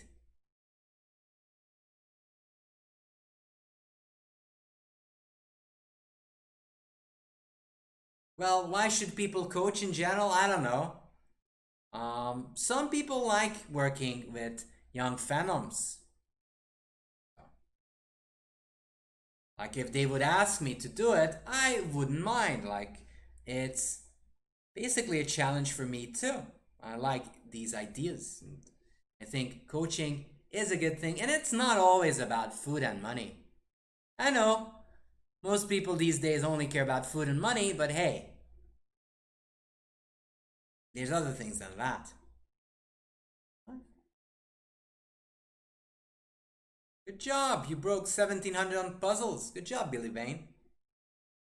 Find it puzzles good for seeing tactics, but is there anything help developing recognizing positional sense?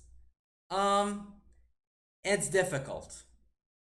It is actually not that easy. I don't really have like a quick solution.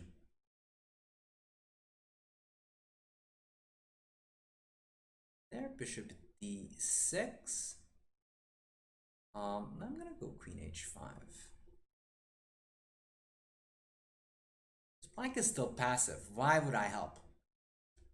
Why would I help with those thingies? Queen g5. Okay, I'll take. There. f4. f4 ain't that good.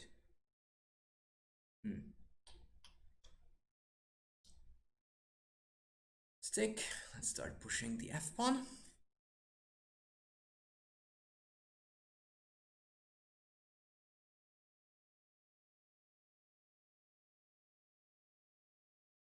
Makes you wonder what his real FIDE is. The trainer Nat is saying, considering he's dangerous for the beast now, I'll give it 2350. I don't know, that's I think too much. 2200. I would go with 2200, even though I haven't seen him play, and I'll be honest with you. Although I have my own personal experience. So a long time ago, actually not that long ago, I played a kid. A young Chinese American kid sitting here and sitting there from Texas. Okay, let's not blunder. From Texas. Now, I freshly came from Europe. Wasn't familiar with the rules and regulations, I mean, the world of American chess. Let's see, 7, I'm gonna go ahead. Double up. I sit down, check my opponent's rating. 1900. You think, I don't know. Shouldn't be trouble. Shouldn't be a trouble. So I'm playing in Dallas, Texas. Playing this kid, 1900. As I just escaped the boat. I can't tell what's going on. I don't know what's going on. I don't know what am I about to witness. There. Okay, I shall take that.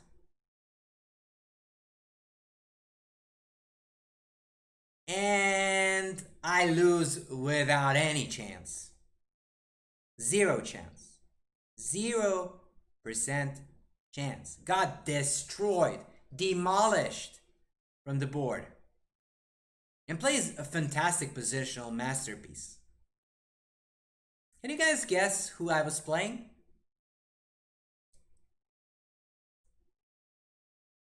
Okay, let's exchange. I don't know if I want that exchange quite yet. Let's just go see. What am I? What's wrong with me?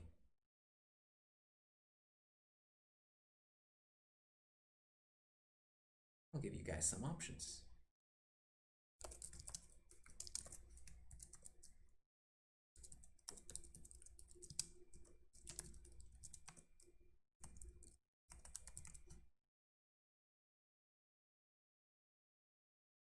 Okay. I was black. I got destroyed with black. Dallas. Played him in Dallas. And if you are following chess, then probably you know. Or at least you are pretty close of finding out yourself.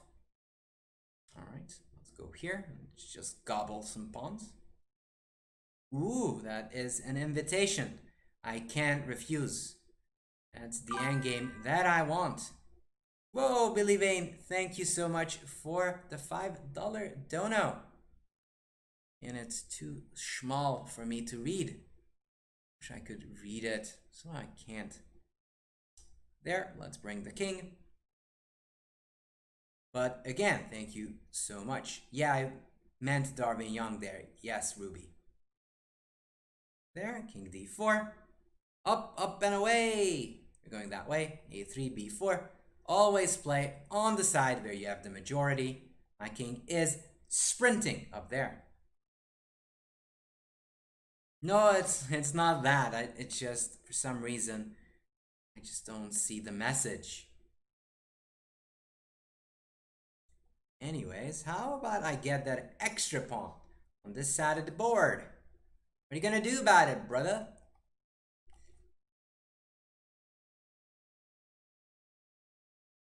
Okay. c4.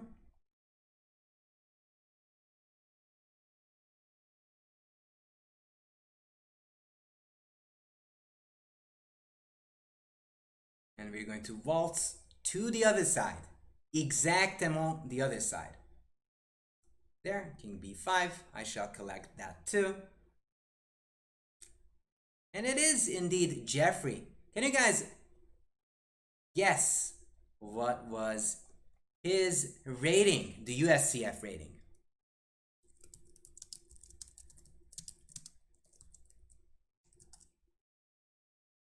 And I had no idea what USCF was at that moment.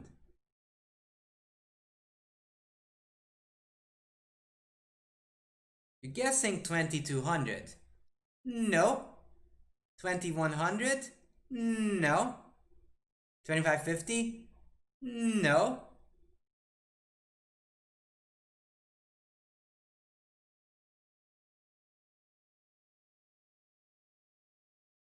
Getting warmer. Yep. Ruby knows it. Ruby knows it. Might be someone, some agent of USCF who knows everything. Yeah. GG, Sam.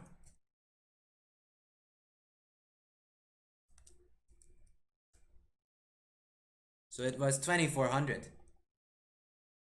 Or maybe 2350, but something along those lines. Okay, let's go g6. Something else.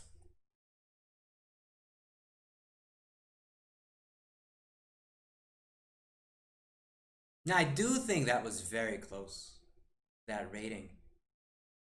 Okay, let's go d5. Now, he was super strong. He was super strong.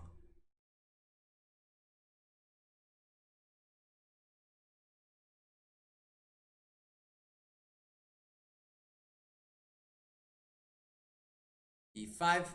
And it was kind of painful too, because I had zero idea. I thought, I'm playing somebody. I'm playing someone I didn't know. I didn't know at all who I'm playing. Nobody told me. Nobody told me that, hey, check the USCF. After all was said and done, they said, haha, the USCF, he's better than what you see over there, feller. And I said, haha, you could have told me. But then again, I did play him next time, and that was a feast. It's one of my favorite games. I played in Neudorf, and I've got my sweet, sweet revenge. F4, bishop g4, pressing over there.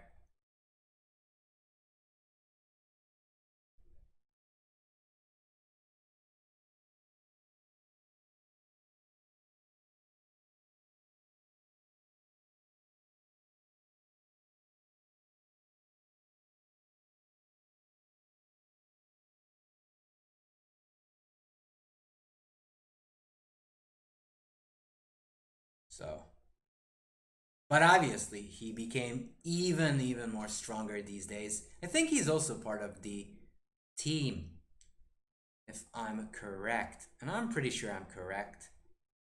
Okay. Go here. Attack. And I'm gonna go a6. Typical idea.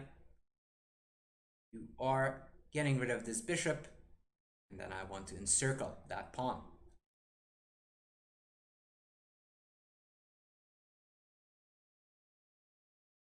Encircle. Encircle. I'm gonna take that. If you take it, I'm gonna take it back. Right back.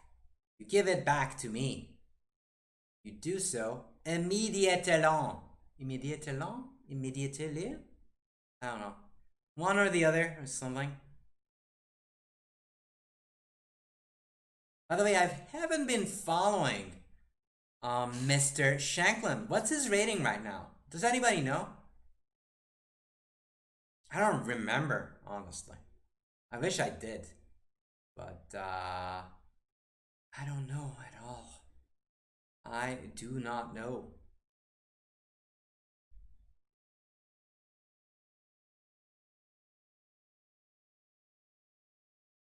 $26.90? I really hope that I could take d4, but then they take everything and I'm crying. Anything that I don't like doing, so then I have a decent position and then I have to resort to weeping. d4 takes here. Takes. In f3 and I'm not happy. Takes, d4, unhappy. Okay, let's keep the happy face and connect those pawns. 26.91? Okay. That's still quite high. I thought he actually gained back some rating points. It was a bit lower before.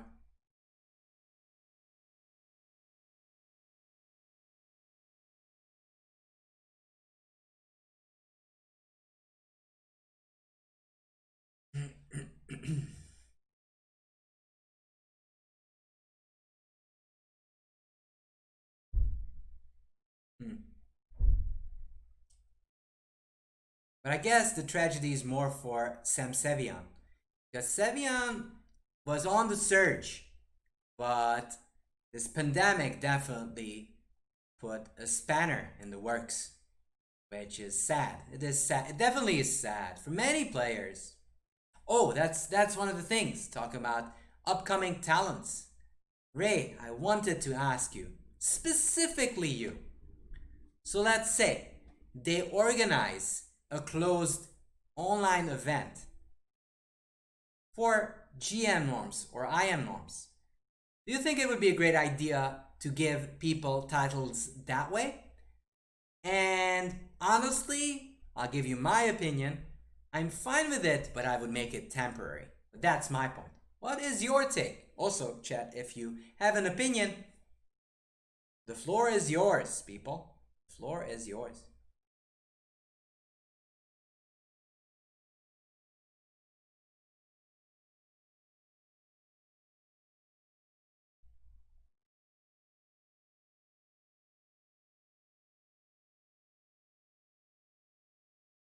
Norms through online events, yes. Explain, make it temporary, so like 5 years. So it's sort of a license. Temporary, so it's not for forever. You know, some people live forever, and in that case, it won't be forever. Let's take that. Takes.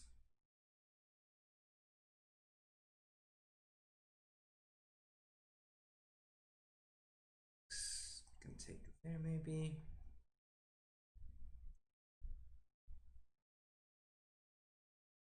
And TrainerNet, when you think this is Fide's idea, it's actually not. It is sort of mine-ish. I'm sure people think about it all the time and they think that it's possible. But hey, it's one of those things that I'm thinking of. Still have pressure on that fellow. That fellow in c5. That chap.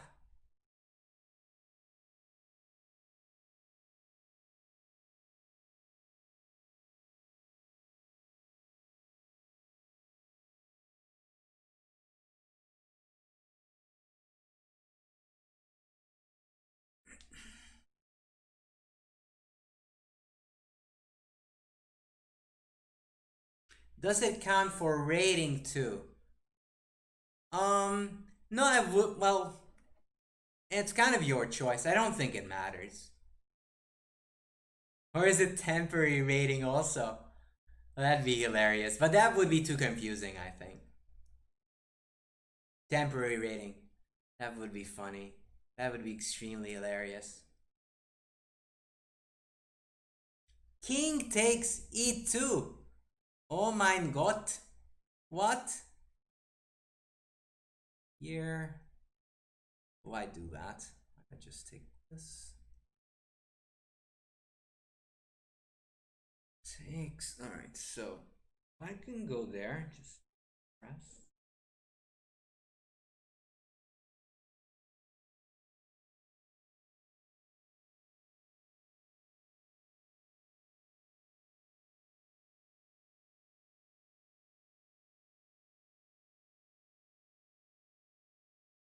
Alright, let's just capture the pawn. Capture the pawn.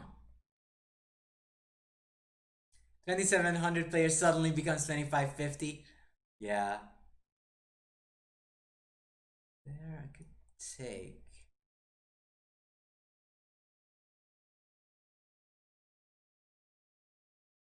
This looks so illogical, but I like the fact that this bishop is stupid on f4. I can just go knight e7, knight f5.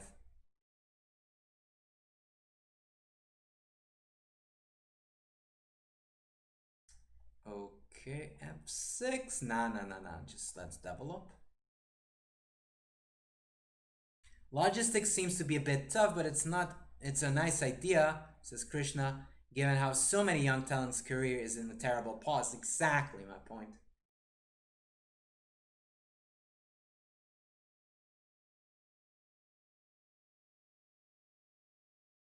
Man, TrainerNet hates it so badly. But why? Why though? Why do you hate it so much? I'm gonna be that annoying little kid who says, why? Why do you hate it? Why? I mean, obviously we want to play classical chess, but at the moment it's not viable. It is just not viable. d4, knight e4, why mess around with that? Could go rook c8, but let's just castle.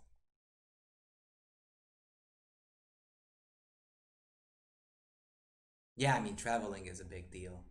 Definitely. Alright, let's go rook c8, just bothering that pawn. I was a bit conservative the way I played this position, but hey, it's still kind of nice. I've got a better structure. I might get some minority attack going. I'm chilling. I'm chilling here.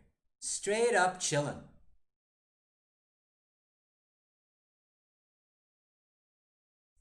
There. But I will explain to you why I don't think there would be lots of cheating. It's not a big pool of people. I'm gonna go f6, undermine this guy. It's not a whole lot of pool of people going for it.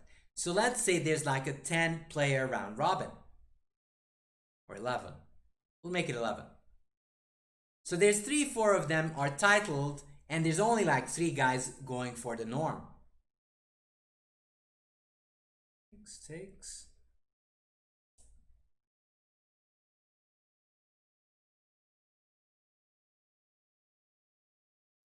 C4.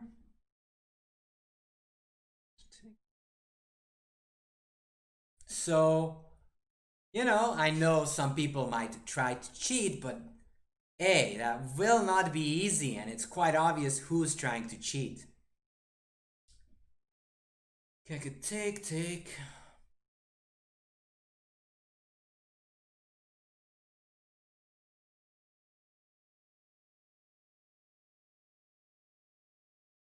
Nah, just take on f6.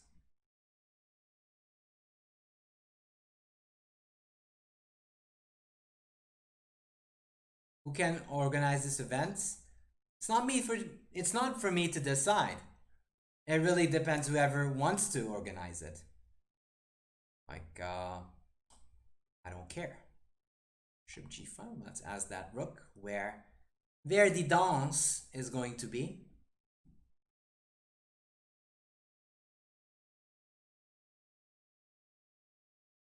Yeah, I mean, some people might be very, very happy to see that happen. Definitely. Definitely.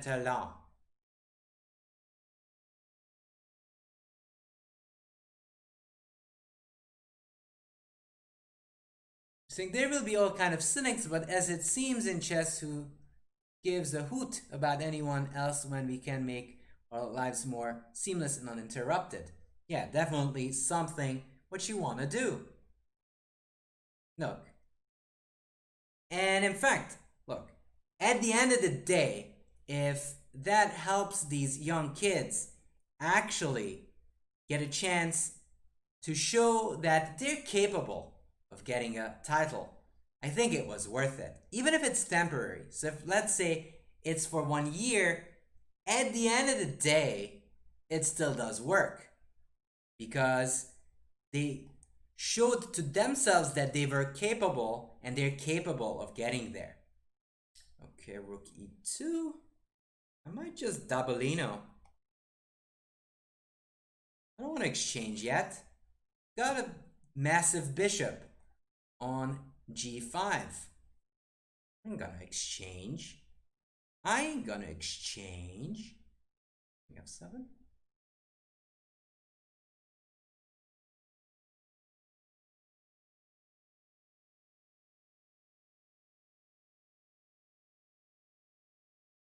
Okay, h3. Well, extra pawn should be good enough.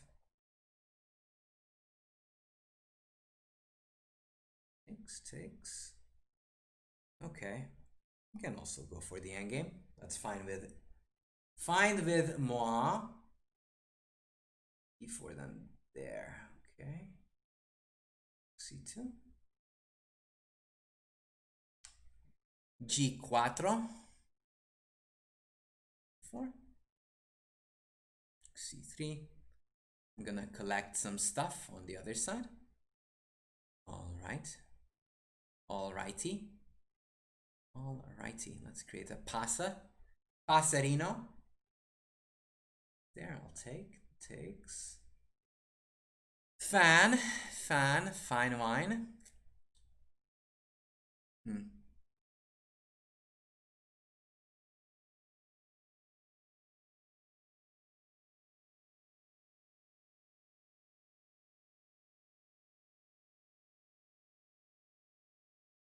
There, let's bring the king.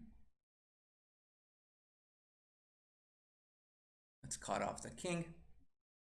Then we're walking in. We're walking in. Okay. F4. Push the pawn. Push the pawn. Push the pawn. Don't push the pawn. Checkmate the king.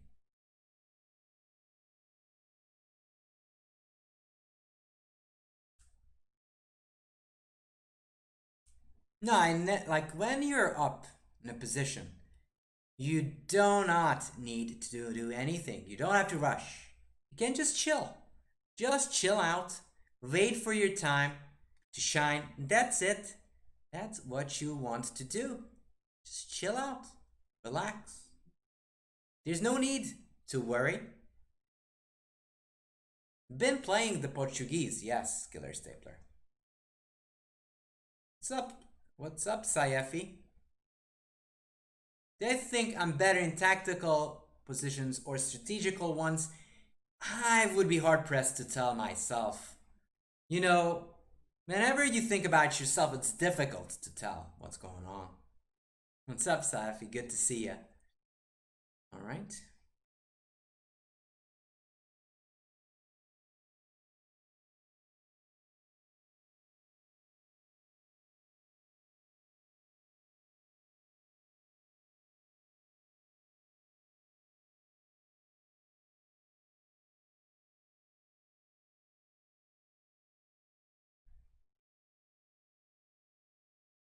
Knight f6.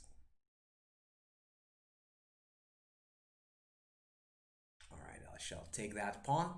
And at least I've got my knight over there. Ooh, taking is not a great idea. Right, bishop g4. Pin it to win it. Always pin. Pinning is the great dealio. h3. Keep the pressure. Always keep the pressure.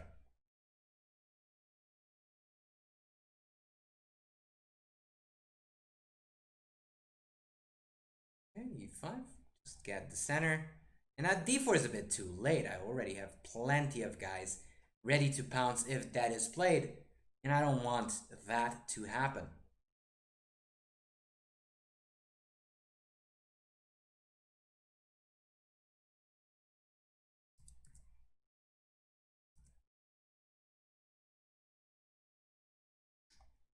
Okay. Knight g5, I shall take that. f6.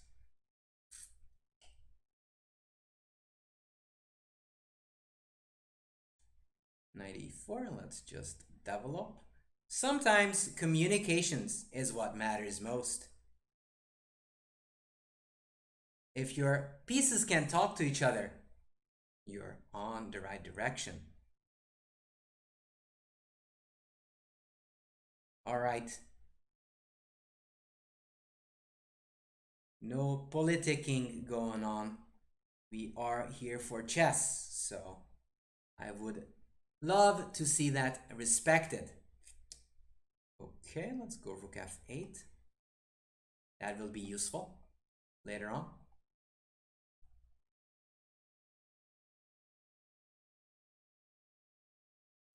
d4.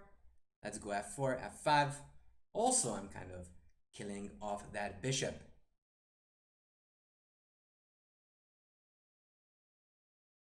Especially the scope of it. Okay. Can go e4, f3. Not a fan of f3. Could go e3, e4. Now let's just take the pawn. Just take the pawn.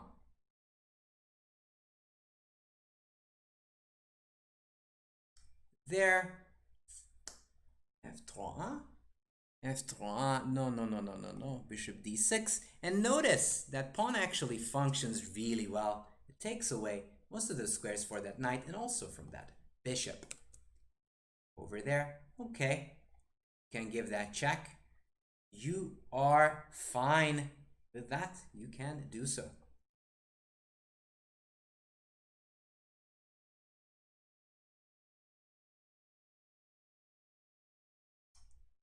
There, okay, h5. Let's bother the lady.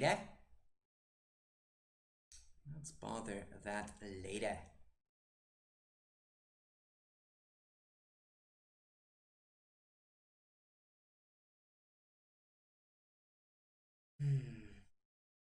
In g6, not sure what that accomplishes. What does that accomplish? Can still chase it away. Definitely still chase it away. There, okay. I really don't. I want to play f3, but that would really open it up for that knight, and I don't want that at all.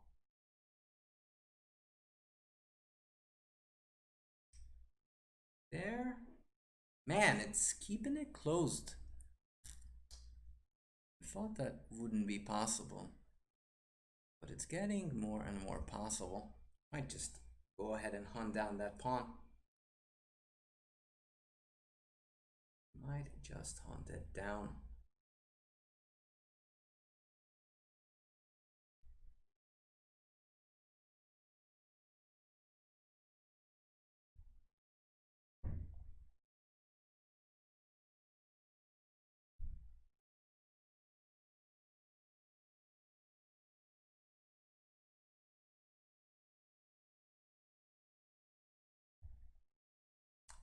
There, okay, let's get the rook on the file. Then I'm gonna pickpocket that guy over there.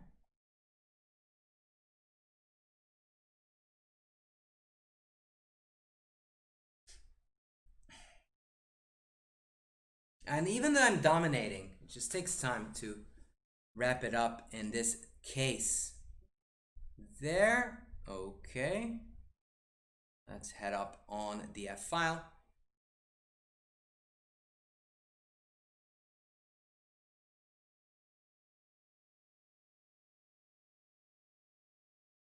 Takes. I shall take that. I'm gonna take it. Whatever it takes. Whatever it takes. I'm gonna take that one. Take that one. Queen F3. Pressing. Also G3 is on tap.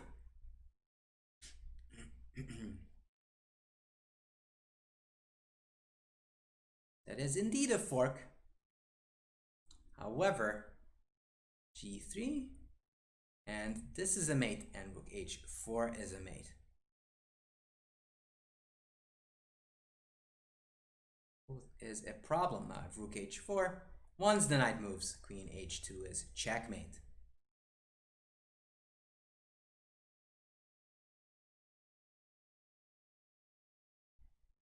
That is what's going on. That is exactement what's going on.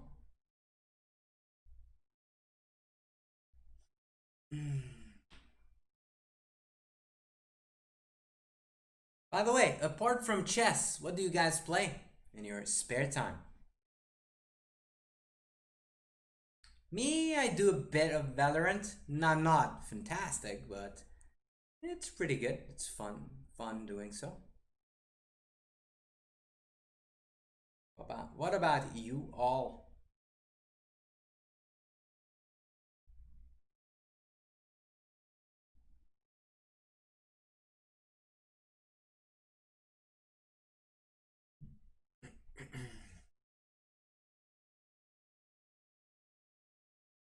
All right. Oh, let's go. Let's go and do the Berserkovich. There. Also, does anyone follow tennis? I wanted to ask that. Volleyball, but not these days. Okay. It kind of is understandable. Understandable that volleyball is not high on the list now. I don't like knight f6. Knight f3, especially because I will have that open f file for my attack later on. Bishop g4. Maybe I shouldn't have allowed that one. Okay, h3. I was gonna ask what my opponent thinks of this one.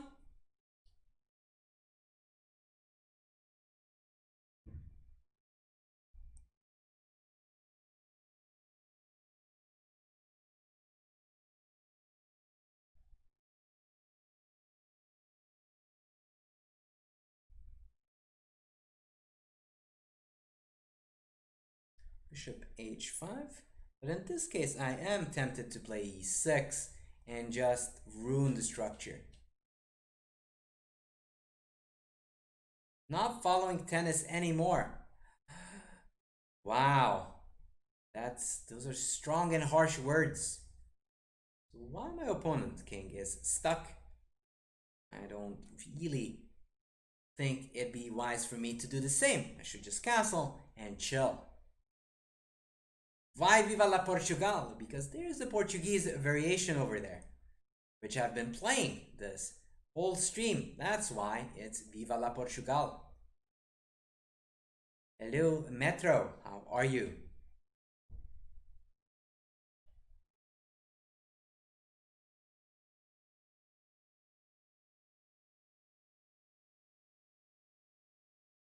Knight d7. I'm just gonna castle and then look around what's up with my opponent or what's the big plan. I don't know. I really don't know. Queen b6. Something's up. Something's the up. Alright, I can go knight c3. Just develop and just press on d5. I'm not at all scared. Not undully scared of that move. Maybe I should be. Maybe I should be, but I just am not. There. Okay. It's time to sidestep these funny little ideas.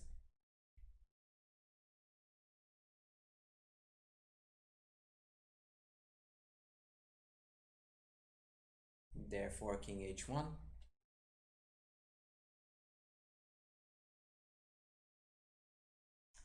There, queen c7. Again, let's sidestep this pin. Notice that every move I make, I'm trying to create threats and sidestep those trickies.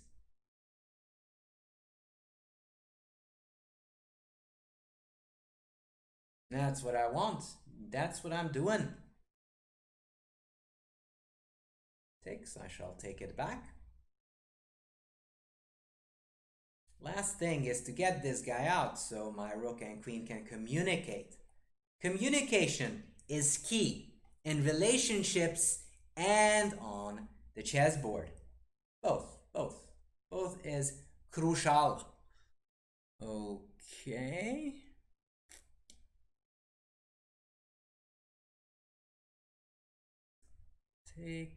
Takes there.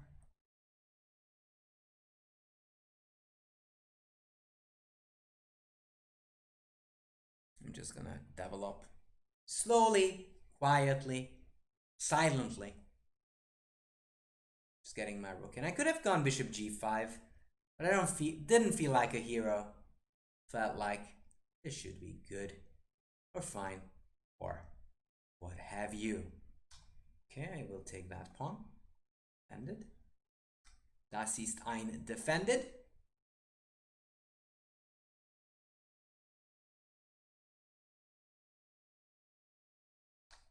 Queen d4. It's time to activate those snipers. That king has some problems over there. Just a teeny weeny bit. Annoying of a situation. Knight d5. I think we are on the same wavelength.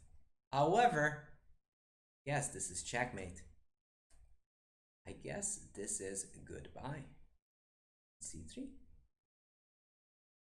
c3 is mate. King is trapped. No running away. Can't even move the knight. It's pinned. It's deadly. Deadly mate on c3.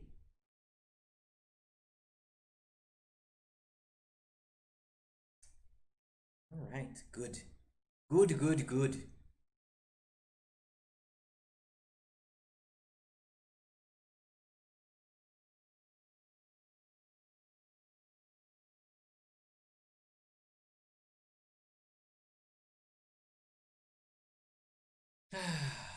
It's very rare you can give this checkmate, so I was quite happy with that one, honestly. Who's the best Portuguese player? I wonder. I don't quite know. Again. Okay.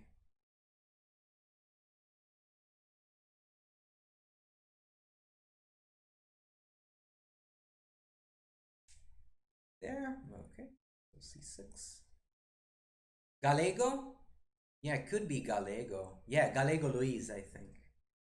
If I remember his name correctly.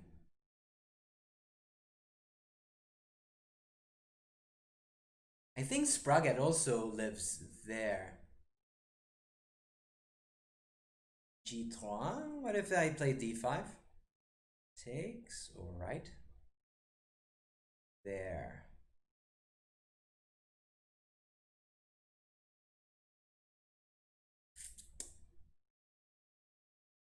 d4.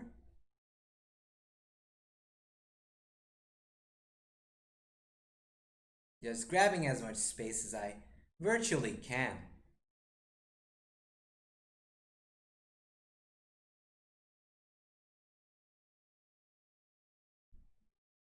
I don't really mind. 92. That's a bit too passive. I was tempting to play d3, but here I don't care. I don't really mind. As long as I can get that extra space, I'm gonna take it. I am gonna take it. d3. Let's just develop. No rush.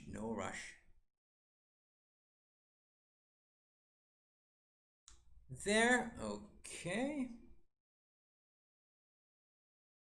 Let's just go e5, just smothering this guy.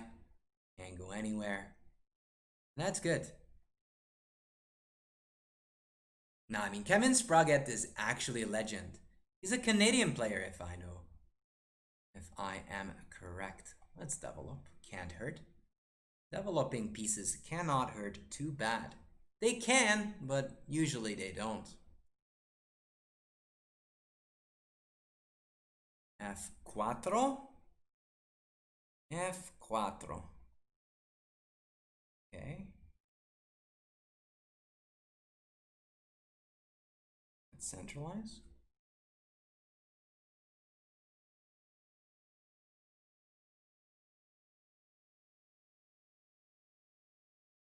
And just because of the extra space and these guys still being the first rank, I kind of feel positive.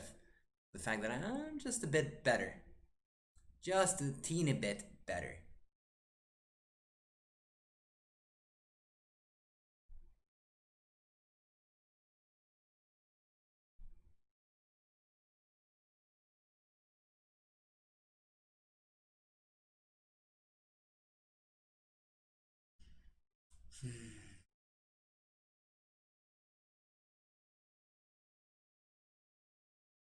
Knight e4.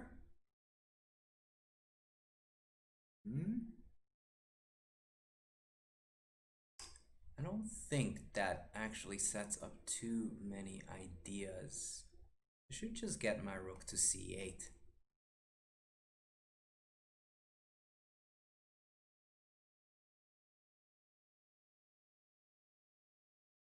At the moment, in the US of A, I take, that's not that great. Knight e3 is great though. Because now there's no bishops and this bishop becomes a monster. This g7 bishop is just going to wreak havoc. You'll see, you'll see. This is going to become a beast of no nation. It's just gonna be brutal. A brutalino. El brutalino.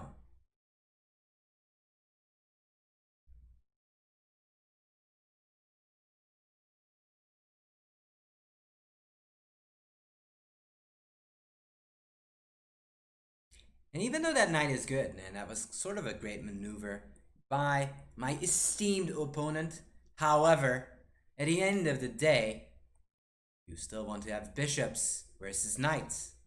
It's sort of like Plants versus Zombies.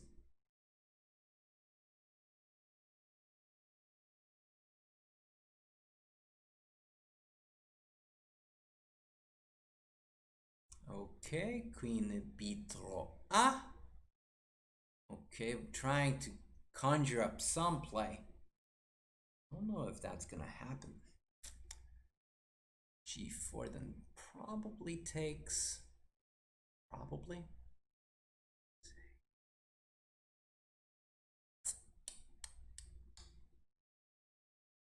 Or just b6. Just b6. Just stop everything. No more threats. Knight d4 still in the air. I can still go here. No reason to rush.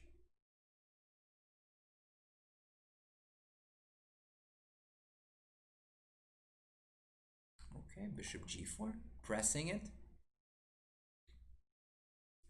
Just pressing it as hard as possible. You could also consider taking, but one of the old adages that you should follow is that you don't want to release the tension unless you must. Okay, I'll go knight d4.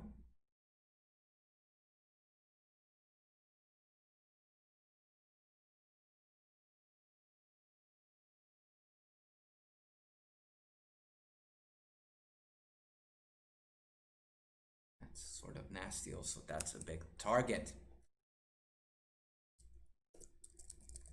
By the way, if you are a fan of self-learning, we do provide you opportunities to grow as a player on your own. So check us out on our YouTube if that is one of your interests. If not, then Just forget it. And talking about forget it, I'm gonna take that pawn, then look around later. Okay. Alright. I can go knight c2 takes and take on a d3. Takes. Yeah, that looks nasty.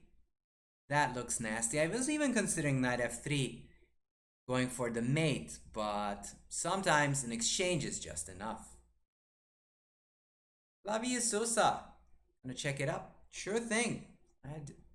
I showed it to you. Now you can check it out. There, I shall take that. I shall take this one too. Should I take on e2 first?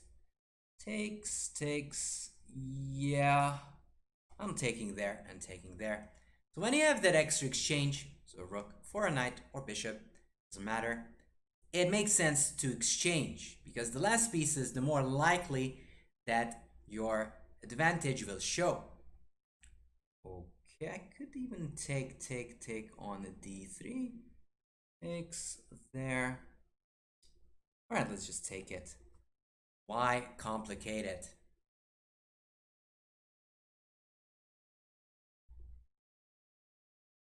Takes. I shall take this guy. And that rook had better times before. And not surprised, my opponent just kicked the bucket there. Said, nope, don't want no more of this. And I don't think that's wrong. That is a fine decision. Ah, awesome, Flavio Sosa. There. Okay. Let's just go play good old slow mo. F4. Okay. If I don't have to play c6, I'm not gonna play c6. That is for sure. Okay, not h6.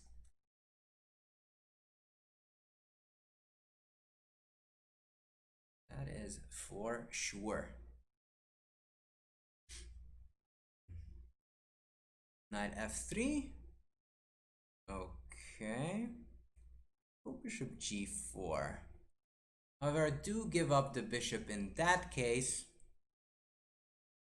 So not 100% that is such a great idea.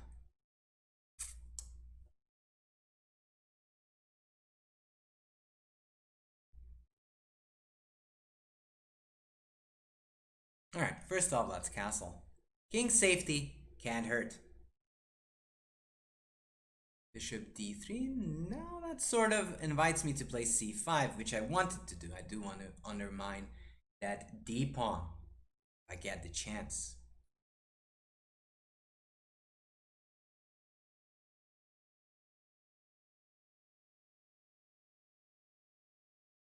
Takes. Let's go queen a5 check. I want to pick up that pawn. I do want to pick up that pawn. Bishop d2. I shall take it.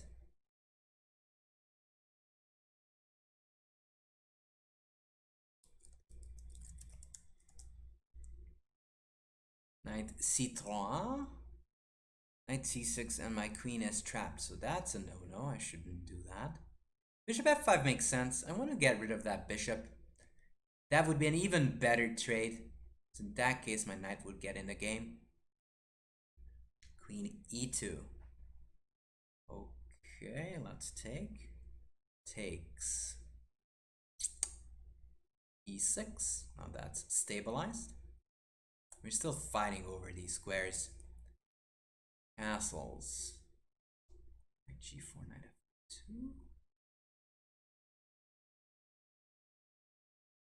It's actually not such a small threat. I have bishop e3. What am I doing? What am I doing?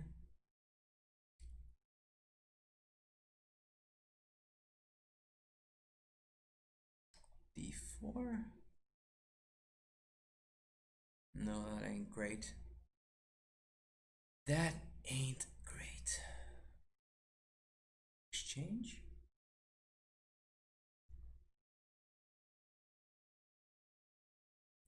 You have a favorite opening? I don't really have, like, big favorites. Not really.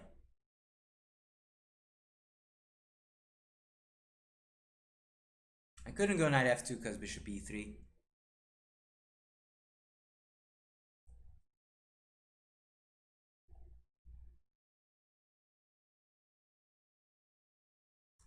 Rook there.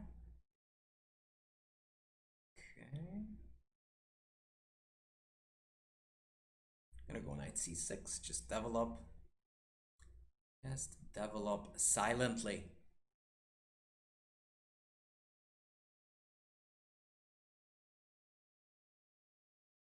Why the heck not? h3, and we'll take, go back. This is not a dream scenario, but I do have a solid center, so I'm not quite complaining just yet. a6 might just go ahead and go that direction. There. Okay, b5.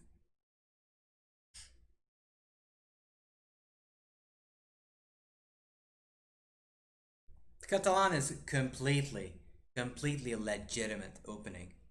By all means a legitimate one. Hide this king from danger.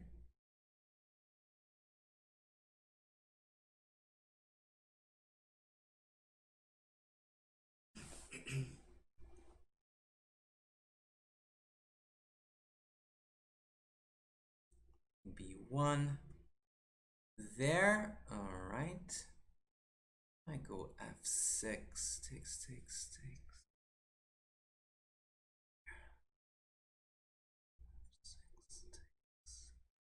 The whole point is if g5 I could take. Now I can go knight f7.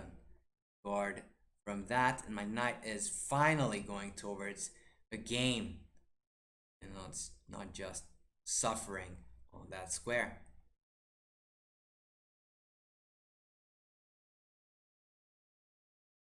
Knight d4 will take. Okay.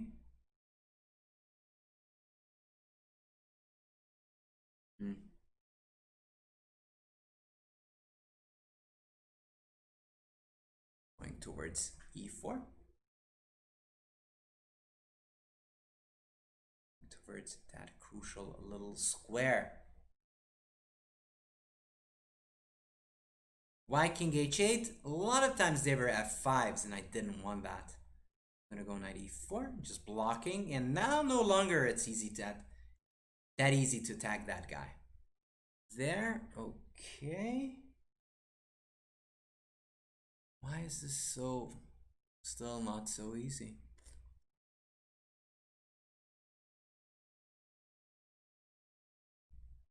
Knight c5, let's defend this guy.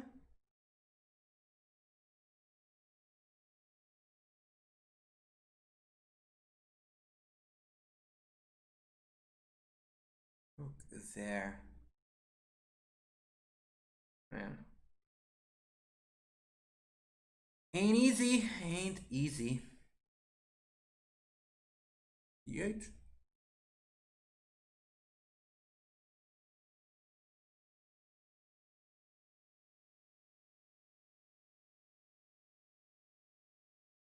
It ain't easy. Ain't easy being cheesy.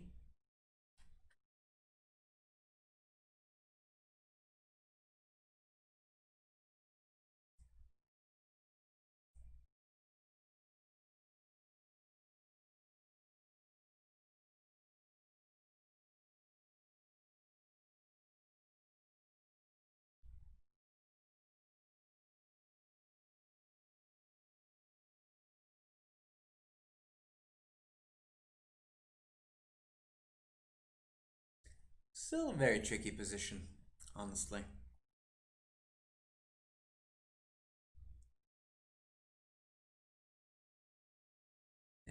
Very tricky one.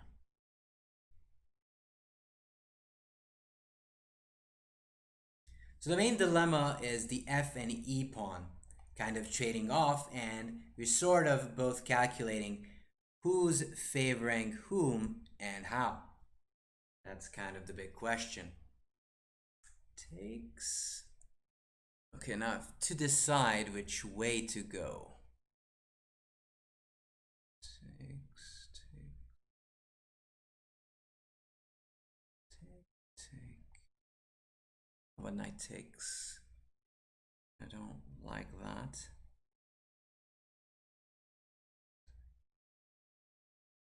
The king. And yeah, that is a fair offer. I'm gonna accept it. Yep. Maybe I shouldn't have accepted it, but I think it's roughly even. I have enough play on the king. I felt that should be fine. All right, let's go. C5, let's go bishop c4. I don't know why I played bishop c4. This is still completely fine. There, knight f3. Knight there, let's go d4. Bishop e7. I can take and go for e5 ideas. Usually this doesn't work because the knight is misplaced, but in this case, this is quite good for me. Knight e4.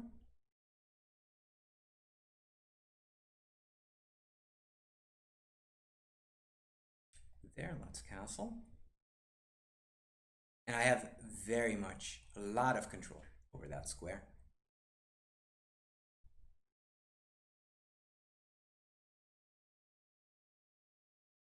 Bishop d3. Notice again my bishops lurking around that king. d5, I will take it, obviously. I'll take that one too. And it's resignable because if queen takes, I take over there. And it is over. All right. Let's just observe what's going on in this game. Whoa, it's a main line. Oh, but that's actually misplayed by white. This is actually better for black. I mean, better, maybe that's a bit harsh, but there's pressure on the d4 square. That is actually sad. Although now this knight will have some outposts over there. We're just spectating the game between these two. Yes. We have a bit of time for Vincent to catch up. Let's see what happens. Rook d8, a nice little move. It's a very strong move, putting pressure on the queen. And there's sometimes you have to look out for these tactical tricks. It doesn't work yet because there's the knight on c4. But let's say if there's ever b5, that will be on tap.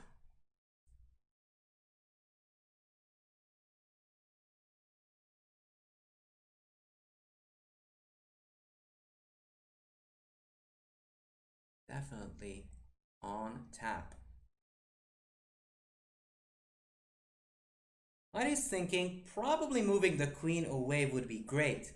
But then again, there's just so much pressure there. So white will have to make a decision. Probably h3 makes sense, try to drive the bishop away. But the main problem is that d4 pawn might fall. You've been playing the Caro-Kann with good results. You only know the ideas. Well, that is very normal. Kind of the thing. Okay, so that's tough because, as I told you, takes. At the end of the day, black has lots of pressure. Even if I can rotate the board. Let's rotate the board. So the thing is, at the end of the day, there will be threats on that d-pawn. So probably just taking knight b6 is quite strong because there's just not enough defenders left on that side. Hey, jip attack.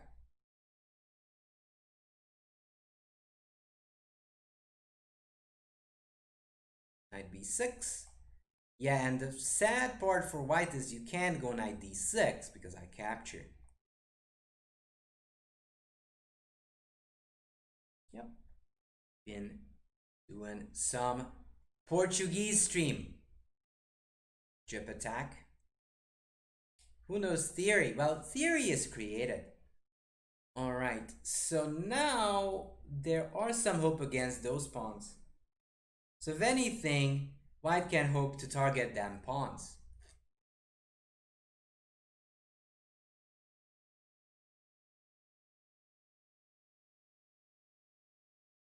Knight d4.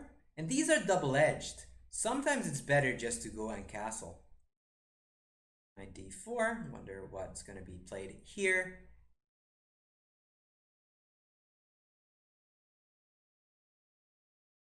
Queen e3. Very nice move. Pressing on b6 and on the knight. If you move the pawn, then there'll be weaknesses. Now, even though this is up a pawn for black, it's not crystal clear. Not crystal clear at all. Just targets everywhere. b5.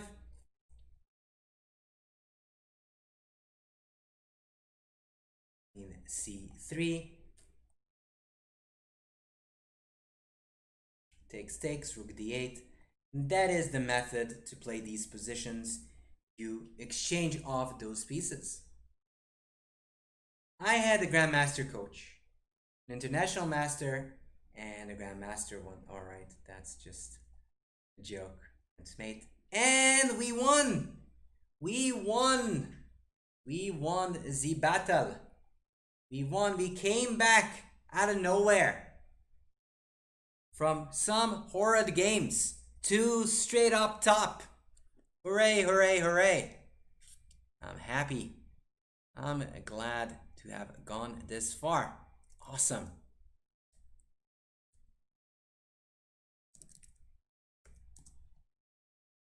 Alright guys, it is time for me to wrap it up. And we are going to raid. It is a raiding time. So, whoa, thank you for the follow. Beast, I appreciate it. And we are going to raid